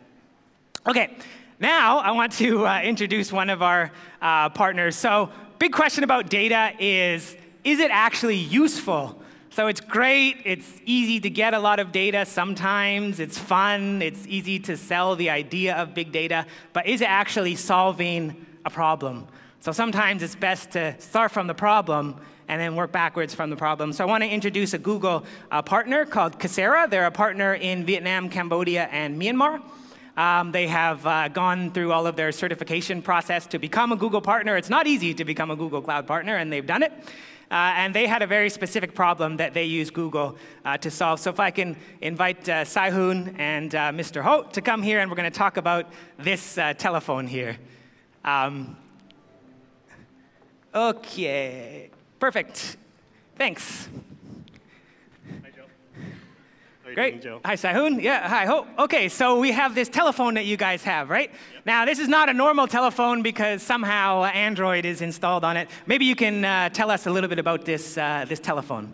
It is actually an Android desktop phone that is used by many call centers. So what it looks like is actually a tablet that when the caller called up, they have the information on the screen, just like a tablet. Okay, now let's talk about the problem that you guys were solving. So you shared with me before that a lot of businesses, they get phone calls, right? But they don't know who it is that's calling, right? Every time they answer the phone, they have to talk to the customer, understand who they are, whatever. This is the problem you're trying to solve, right? Yeah, and imagine when you call up a call center, you need to repeat your name numerous times. So that's a very frustration. So these are some of the problems that we are solving right now by providing the agent to have the upfront information on the screen before the caller actually talk to the agent itself. Okay, great. So let's take a look at how that works. So when somebody calls, you provide a lot of information about the person. Maybe you can talk about the information that is in this screenshot here. Yeah, so what you have here on the screen is we're trying to pull up the CRM informations, which is the offline informations where the customer already have. And the best part also is on the right-hand side, you can see the online informations where we can actually search, trying to figure out what are the user calling from, what are the browsing history they're actually searching for, or the problems before they actually do the call. Yeah, that's great. So it says keyword here. So we were sharing before that this means that somebody searched on Google for something, they came to a website, they saw the phone number, they called, and you're taking the keyword that they searched for and putting it on the screen so the person who answers the phone knows what they were searching for before they called. Is that right? Exactly. That's one of the examples for this case is for the automotive case. Great. So let's kind of look through that. So I use Google Translate. I don't know how accurate this is. I put cheap car, right? So somebody searches for a cheap car. That's great. Then they click on an advertisement. So let's say there's a company, which is this company, for example, and they're advertising on Google. So they click on the advertisement, they go to the website, and then they see the phone number. That's right? Yes. Okay. And then they take their phone and they call the phone number. Yeah. And then when they call the phone number and the phone rings, it shows the thing that they were searching for. Is that correct? Yes. Yeah. And how is this useful for the people answering the phone? So imagine this if you would understand who is calling from and what kind of a product they're actually looking for before you actually picks up a call. You actually have the insight of the caller before you actually picks up a call, which is give a very big deal to the agent itself and to the customers. Cool, awesome. And also we have this speech-to-text that you were mentioning. So maybe, Mr. Ho, you can talk a little bit about how Google can take the speech and translate it into text. So it's a technology integration. When the voice comes to the phone, then at that time, Google will translate all the voice to the text. And whatever they say on the phone, then Google translates it all to text. If it is in text, then it's easy to monitor your staff. Do they say something wrong with the customer? Or the customer say something that unhappy or angry on the phone? You know it right away. That's what we are doing. So we take all of the phone calls and we convert them to text, and this will work for Khmer language, yeah? Yes, it's worked for more than 100 languages in the world right now. Okay, and you mentioned big data as well. So we can see people in Phnom Penh are mentioning Prada more than in Siem Reap, but in Ho Chi Minh City, maybe they're mentioning Chanel, things like that. So we can do some data analysis on the phone calls, yeah? Yes, sure. Great. Okay, and advertising as well. This is a Vietnamese example, but somebody phones and they mention pepperoni pizza. That means that later on we can advertise to a group of pepperoni pizza lovers. Is that right? Yeah, sure. Yeah, okay, cool. Now maybe you can talk a little bit about, you built this on Google Cloud. Now most people here probably, this won't make too much sense, but maybe you can explain why you chose to build this service on Google Cloud and not to build it on your own data center. Yeah, before we met Google, it's very hard and take a lot of time and effort of our team to start from the beginning to do everything, collecting the data, analyze it, and take it out to the phone like you see it before here. But when we have Google here, it's like everything is there. Just pick it like Lego, pick something, so integrate them together, and we have a product, and it's very easy to go to the market, and that's why we have Google. That's great. And you're using the BigQuery, the system to query as well, yes? Yeah, sure. We use almost the component here of Google to build a product. Okay, great. And here's the website as well. So if anybody wants to chat with Ho and Sai-Hoon, they will be beside the stage. Please talk to them or check out their website. They're a Google Cloud partner. So thanks very much for both you guys and for your solution. Okay, great. Now I'm going to come on to AI and machine learning, which is the very last part. AI and machine learning is often the first thing that people want to talk about, and it's always the first thing that our CEO likes to talk about, who is Sundar Pichai. He says machine learning is a core transformative way by which we are rethinking everything how we're doing. And we have machine learning chips, machine learning hardware, all this kind of stuff. So what is machine learning? So if you look at something like an email where they write Viagra many different ways, right? There are two ways you can solve this problem. One, you can just try to guess all the different ways somebody will cheat.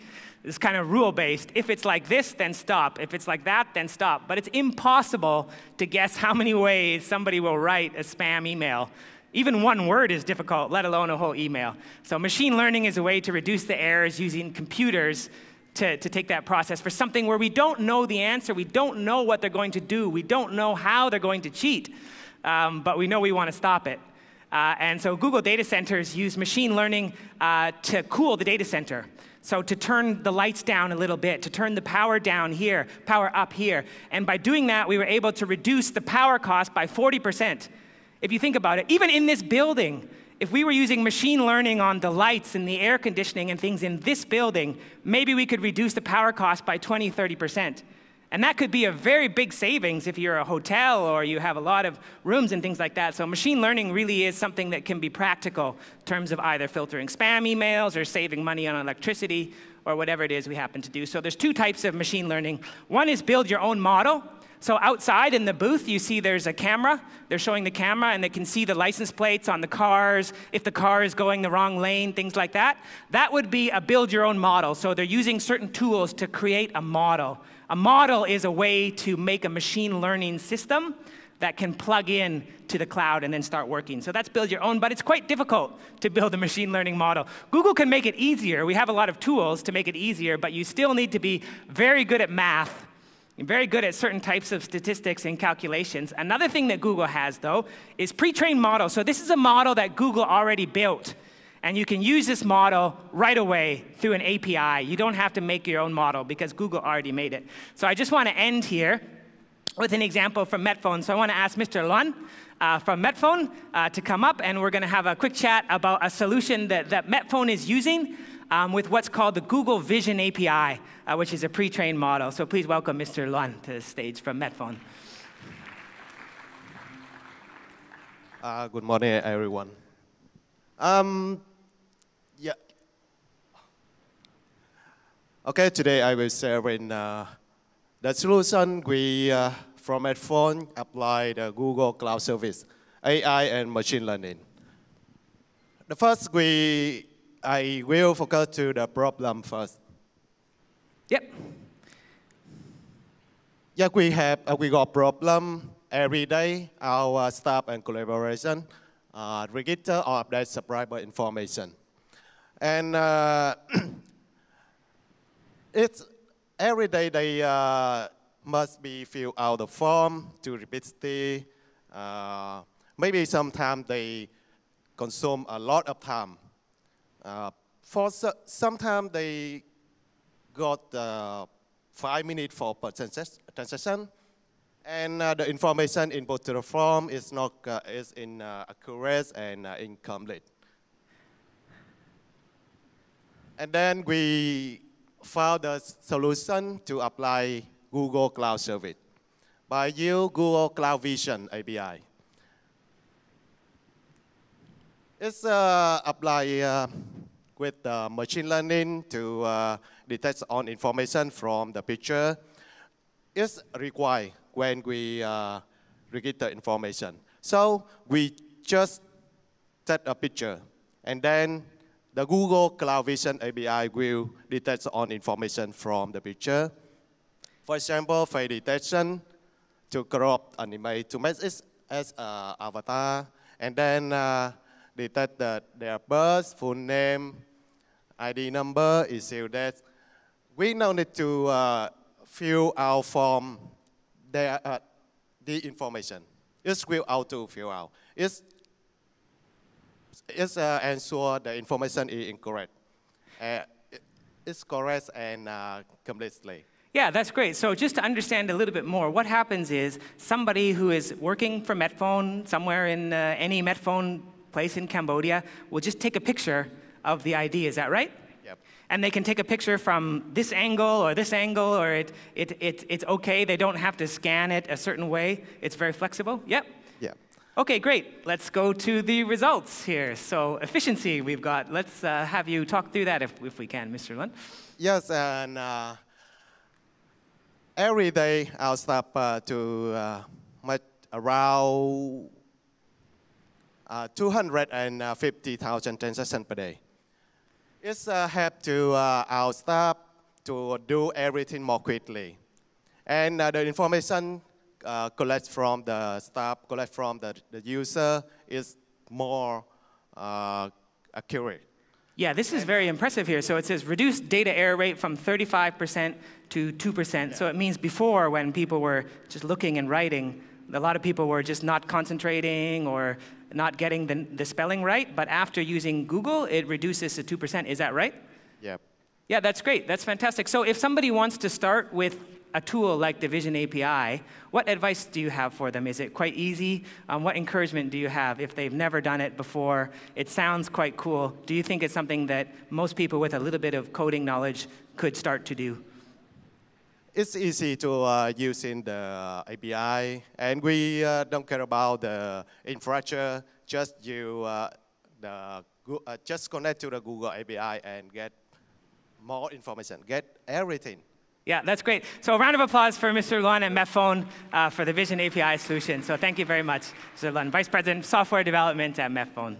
Yeah. Okay, so where to start? This is the end of my presentation. The end is where to start. So if you're interested in Google, like maybe some years ago, Mr. Luan wanted to start and wanted to experiment, just go to cloud.google.com. You will get $300 test credit. You can do some testing on your own there. If you're a startup, then we can give you $20,000 of startup credit. So there's a form here, gcp.startupcredit.com. It just links to a Google form. And please fill out that form, and we will try to get some startup credit for you. As long as your startup is less than 5 years old, and you haven't gotten Series B funding, which is some millions of dollars, then we can try to get some startup credit for you. So those are two ways that you can start on Google Cloud, and then you can set up a server, see how that works. You can do something like what Mr. Lund did with image recognition. Lots of things you can try on Google Cloud. And if you want to do some training, then just search for Google Cloud Training. There's some good courses on Coursera. There's some videos and things like that. That can help you out. But that's it from me. I want to say thanks one more time to Metfone, and thanks to everyone being here today and sharing a story. Thank you very much.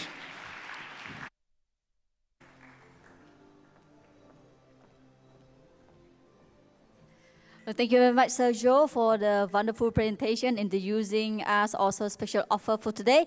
Well, ladies and gentlemen, we have a little bit of time, so if you have any question, you can now still grab this opportunity and ask question to Sergio. All right, so Mr. Joe, we have one question from the floor. Can we have a mobile mic, please? ចាក្រុមការងាររបស់យើងសូម microphone មួយចាយើងមាន micro នៅកណ្ដាលបងសូមទោស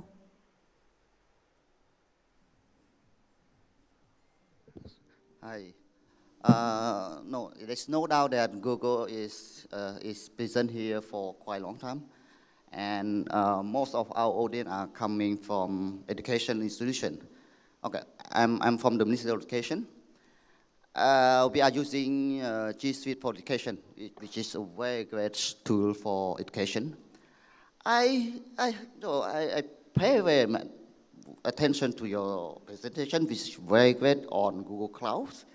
But I don't hear anything about Google Cloud for Education, which is if you can make such product for education for free, for mostly for developed country, then it would be another great achievement. I mean for Google. So please consider whether there is a cloud edition, Google Cloud edition for education. Thank you. Yes, thank you very much. Some good news is that it's coming. It's called Cloud for Education. It's being rolled out in the US and some other countries first, but it will come global. So it will be similar to G Suite. For those who don't know G Suite is like a Gmail, Google Sheets, Google Docs, these sorts of things that you can use for education for free. So a lot of universities use Google's system to manage email and all these sorts of things for free. Google Cloud has a similar program that I mentioned, which is coming out, and that will allow students to play around, to build models and run them on, because a lot of times in universities, especially with AI, one of the biggest difficulties is access to GPU. So a lot of universities have CPU and just regular machines, but to do machine learning, a lot of times you need GPUs, or even TPU, which is Google's version of sort of like a GPU. And so this will give students a chance to have access to all this technology and to grow. But thank you very much, and I hope to get your business card so I can let you know when this is launched and how to take advantage of it for universities and for schools as well. And like I mentioned as well, anybody who opens a Google Cloud account as a student, as long as they have a credit card, which I realize can be a bit difficult in Cambodia, but as long as they do, they have $300 that they can test with. So in some countries, another thing we're doing is we're working with banks so that banks can issue a very low limit kind of student credit card. And then once the students have this credit card, then they can access the free credit on Google Cloud and a lot of other things too. So that's another thing that we're doing, is to try to have make it easier with banks to get access to credit cards. But the best solution is the Cloud for Education program, which is rolling out. So thank you very much for that question. Thank you very much, Sergio. Any other question? Right, one more. Please come to the mic in the center.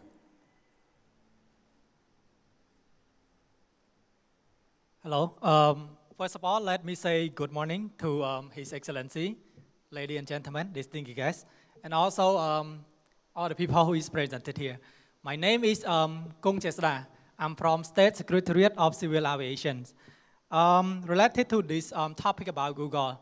So according to the news, I heard that Google is going to open the representative office in Vietnam. Is it right? I did see the same news reports. I can't comment, unfortunately, on what is going on in the wider picture. But I can certainly say that Google in general is very excited about not only about Vietnam but also about Cambodia and Myanmar and these countries as a whole. So I think there's a lot of excitement from Google's side. Definitely, we see a lot of opportunity in Vietnam and Cambodia and Myanmar. So I think the Google team. A lot of Vietnamese people working in Google office in Singapore are very excited, and we're hoping that sometime in the future we will have a great relationship with Vietnam and Cambodia and Myanmar and grow the market as well. So thank you. So you mean that the news was not, you cannot clarify that the news unfortunately, is real or not, right? I cannot go into detail on various news reports like that, unfortunately, but I can share certainly the excitement on behalf of the Google team for the Vietnam market and the Cambodian market as well. I want to also mention what I said at the beginning as well. So a lot of times the question about data center is about latency. So the main concern about having data center is that is everything going to be faster? But oftentimes with the connection that we have now, and sometimes with the telcos as well, so if it's a Vietnamese telco or a Cambodian telco, you can connect directly to the Google Cloud data center overseas. And sometimes the connection is fantastic just by doing this direct connection. So I know sometimes the concerns are more on the legal side, but also sometimes the concerns can be on the technical side. But on the technical side, I think it's wise to test and see how things are. Because every time you go to Google Maps or Google Search now in Cambodia, it's being served, a lot of it from international already. And you can see the experience is quite fast. So I just want to make sure that I point out there's obviously the legal side, but then there's a technical side as well. Yeah. So, can I ask other question beside Google? No, this is to Sergio. Well, I mean, if you have any other question related to other earlier speakers, you can grab them and talk to them maybe during lunch break or some other time. Oh, I see, okay. Yeah, thank you very much. Thank you very much. Thank you. All right, any other question which Mr. Joe can answer? All right, please come to the mic in the middle.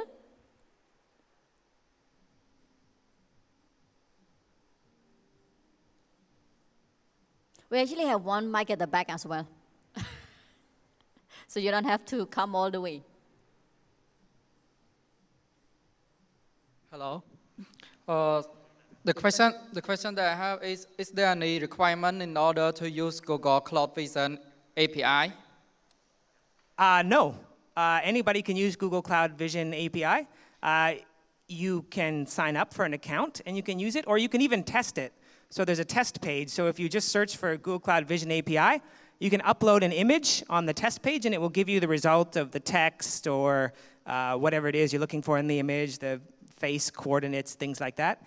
So anybody can just go test it right now. Just search for Google Cloud Vision API, and the requirements to open up an account to actually use it at scale, there really are no requirements except for the basics, like you need to have a credit card to open the account, things like this. But that's it. You can just start using the Vision API right away. I should point out that when you get the data back from the Vision API, you might have to do a little bit of coding on top of that, depending on what you want to do. So in the case of Metfone, you have all of the text, you know, it's here, it's here, it's here, but maybe you want to map that text to a CRM or something like that. You want to input it in CRM fields. So you might have to do a little bit of coding to get your final output done. But in terms of signing up for an account, nope, you just need a credit card and an email address, and that's it. Then you have $300, and with $300, you can do a lot, because it's only $1.50 for 1,000 images scanned, right? So for $300, you can do thousands and thousands of images. It's a lot to test with. But please do try it out, and I hope you have a good experience. Yeah. Yes. Can we configure Google Cloud Vision API on our own application or website? You certainly can, yes, just like integrating any other API. Google Cloud does not mandate any sort of Google branding. So some companies use, for example, Translate API. So obviously we have Google Translate, and it has Google Translate app, and you can go to Google Translate website. But what if you want to use Google Translate in your own app? You can use a Google Translate API. You don't have to tell anybody that it's Google Translate. You know, let's say it's Grab, for example, and a foreign tourist is coming here, and they need to talk to the Grab driver. You know, maybe they use Google Translate in the background to translate the chat back and forth, but you don't have to say it's Google Translate. It's just part of your app. And the same is true for Vision API and a lot of other API tools that Google has. You can just take them, integrate them into your app however you want, or your website however you want. You don't need to say, you know, powered by Google Translate, anything like that. It's just an API call back and forth, and then you just have to code your app. Obviously, if your app is also running on Google Cloud, then there's going to be an advantage in terms of latency and speed. Sometimes that's a small advantage, sometimes it's a meaningful advantage, but it's something to think about too. Because if everything is hosted on Google, you have, let's say you're integrated with Google Maps, you're integrated with Google Translate, integrated with Google Vision, and then your app backend itself is on Google Cloud, then it's kind of like a nice sort of one-stop shop for all your Google services. But yes, you certainly can, to answer your question. Thank you for your answer. Yeah, thank you for your question. Thank you. Yeah. I was informed that we only have one time for one question more. All right, please, that will be the last question.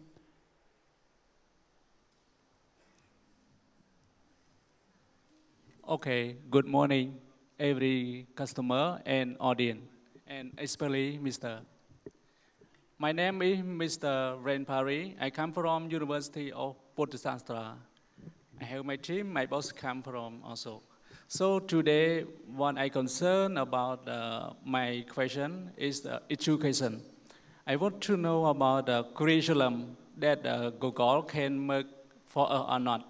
If we would to request someone to teach in university like Google Clouds.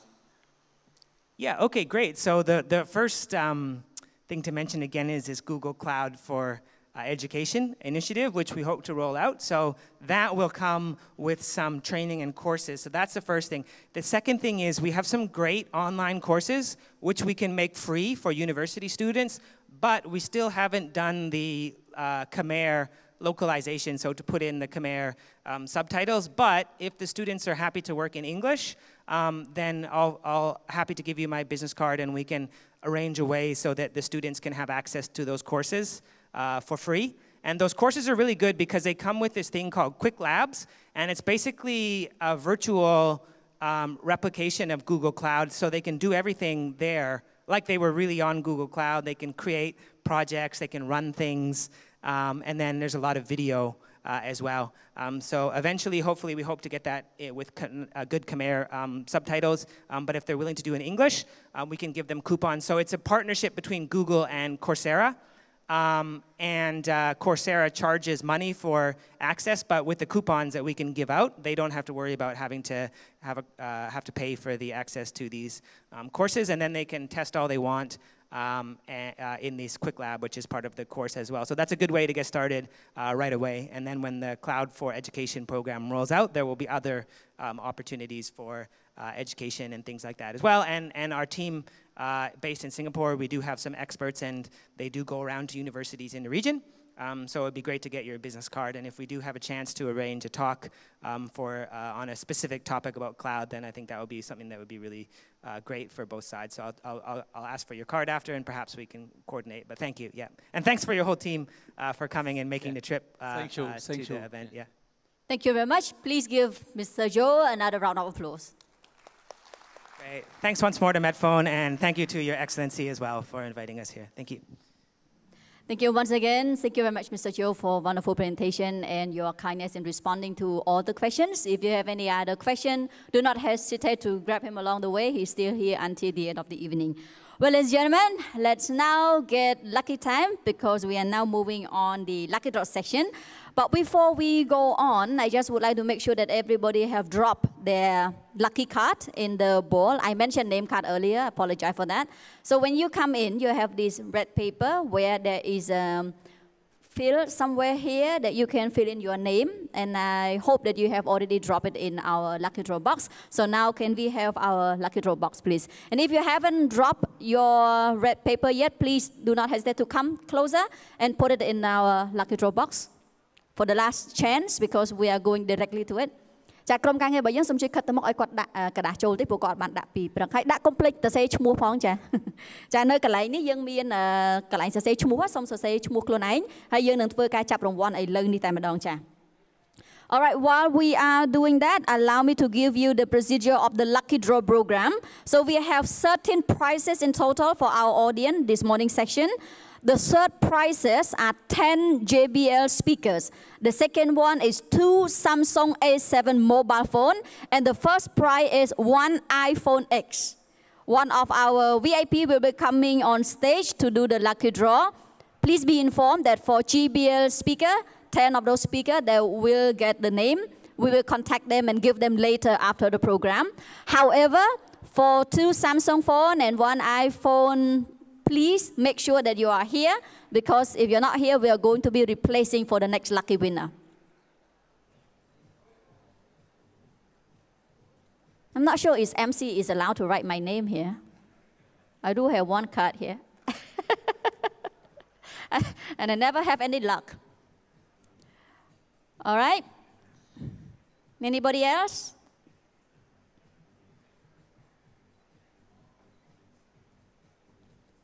Chaសូមបញ្ជាក់ម្ដងទៀតសម្រាប់ភ្ញៀវកិត្តិយសដែលមិនទាន់បានដាក់ទេអាចដាក់ឲ្យហើយព្រោះបើពេលដែលយើងចាប់ផ្ដើមចាប់ហើយគឺយើងនឹងមិនបន្តទៀតទេចា All right, one last time. Anybody haven't dropped this in our lucky draw box?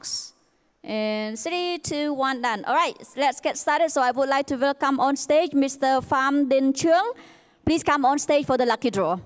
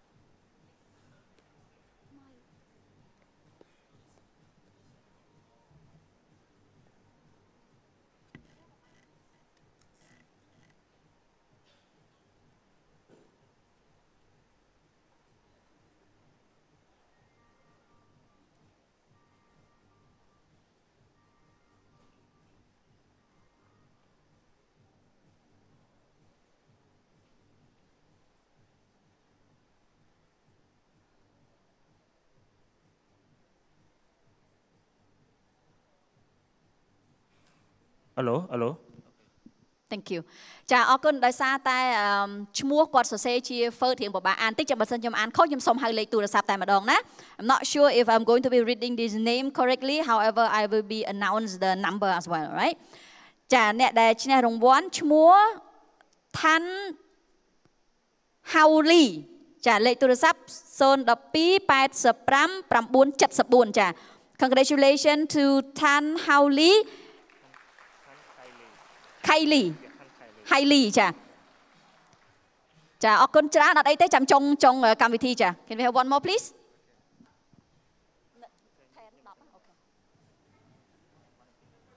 JBL Yeah but please stay we'll only give at the end all right this is JBL speaker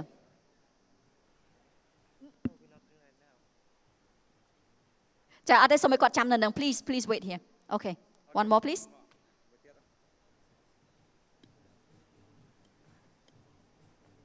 All right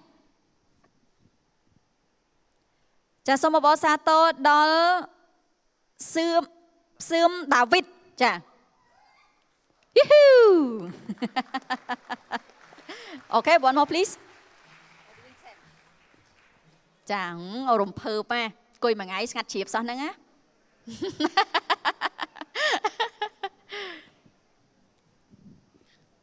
May I announce the third lucky person, Mr. Mansota. Yeah, congratulations.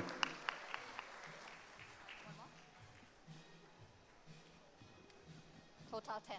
Oh, 10. Yeah, but one by one. ចាជាបន្តគឺ His Excellency ផោះសវណ្ណ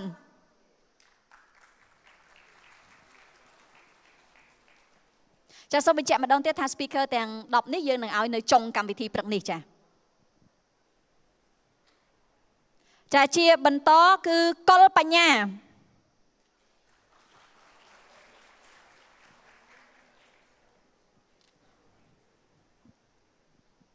ចាំហៅប្រមាណហ្នឹងណាចាបន្តមកទៀតហុកស្រីមុំអូខេ6ហើយ4មក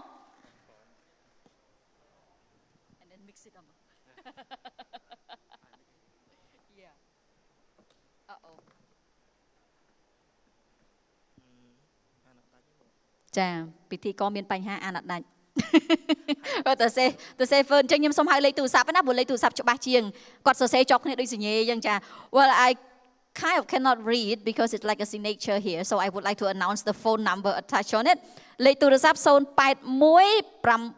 926 999 ចា The phone number of this lucky winner is 081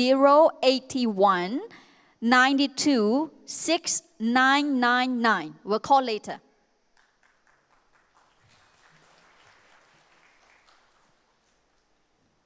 All right. The next lucky person is Thao. Phone number 071 66 57808. ចាយើងនៅសល់2រង្វាន់ទៀត two more for JBL speaker ចាសូមអបអរសាទរដល់ឈឿនភារឿនចានៅខាងក្រោយចាអត់អីទេគាត់លើកដៃហើយចាអូខេ last one ចាជាបន្តនេះសូមអបអរសាទរដល់អ្នកត្រូវរង្វាន់ JBL speaker ចុងក្រោយគឺសៀងវីរៈចា All right, so that's it for the 10 JBL speaker. Now let's move to 2 Samsung phones and make sure they're here.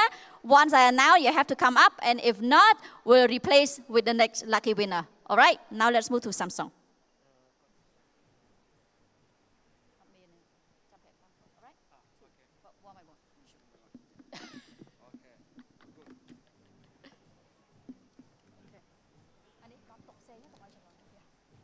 Chạy lên đây dương trên cho đó tôi được sắp đài Samsung S7 hai sắp rạp rộng vốn đấy to tại miền vọt tại miền nơi tin đi chà Som of all Sato đó Lim Narod Woohoo! សូមអញ្ជើញឡើងមកលើវេទិកាចាលេខទូរស័ព្ទ096 21 541 81ចា All right congratulations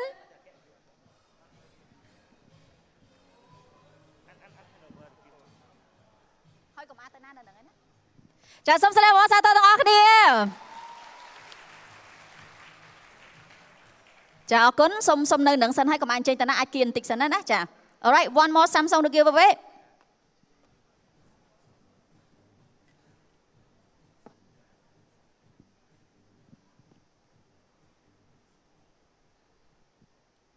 សូមអបអរសាទរដល់មិនដឹងថាលោកឬកញ្ញាទេ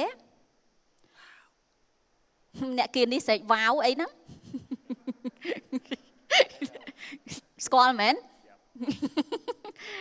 សុកថាចាអរគុណច្រើនលោកសុកថាចា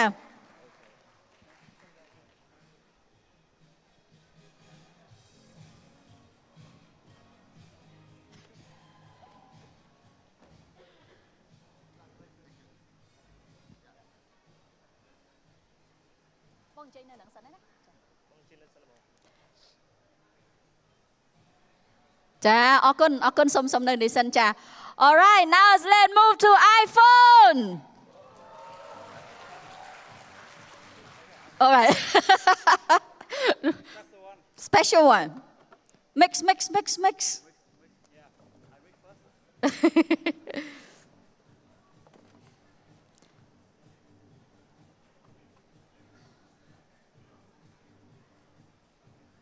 All right, and the winner is Can you pronounce? I can't pronounce. ចា You can pronounce first. អូខេយើងនឹងព្យាយាមអានតែតែសូមត្រៀមលេខទូរស័ព្ទសិនបើទីផ្ទៀងលេខទូរស័ព្ទត្រូវចម្លើងណាអូខេសូមអបអរសាទរដល់យួងគួងដួនចប់កុំមកអផ្ទៀងលេខទូរស័ព្ទសិនត្រូវអត់លេខ097 735 1987ចាសូមអញ្ជើញឡើងលើវេទិកា Please come on stage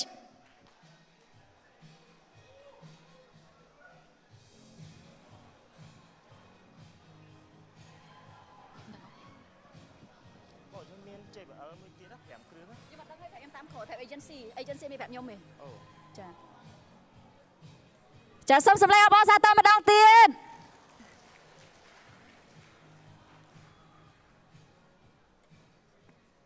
ចាអ្នកដែលអត់ឈ្នះរង្វាន់ក៏មកអស់សង្ឃឹមបើងាកនៅទៀតមានចាប់រង្វាន់ទៀតចា Can we have a group photo please in the center of the stage ចាសូមថតរូបអនុស្សាវរីយ៍ជុំគ្នាមកប៉ុស្តិ៍ចា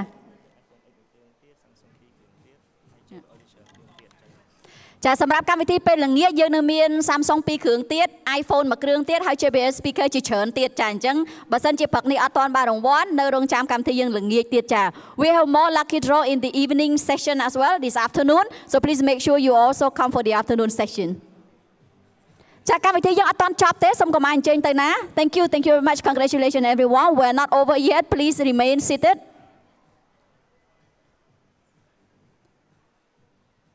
Well, ladies and gentlemen, it's almost the end of the program. However, if you've been wondering how do you get the presentation of all the speakers, we have a QR code. Can we have the QR code on our screen, please? And while this QR code, you can download the link here and the QR code for the presentation if you want to get presentation from this morning. So what a great morning for Cambodia City. It's time to rise. A smarter tomorrow is now at our hands. A round of applause for Metfone, please.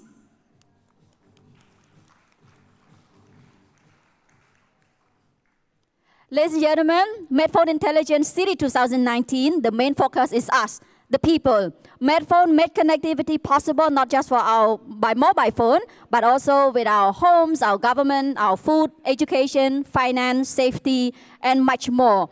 It's about providing better living conditions to the citizen while making it more sustainable, resilient, and livable. Technology is indeed its backbone. That is a great anniversary gift from Metfone. I hope you also agree. Well, I hope everyone bringing home insightful learning from today's keynote speaker. Once again, I'm DJ Nana. Thank you very much.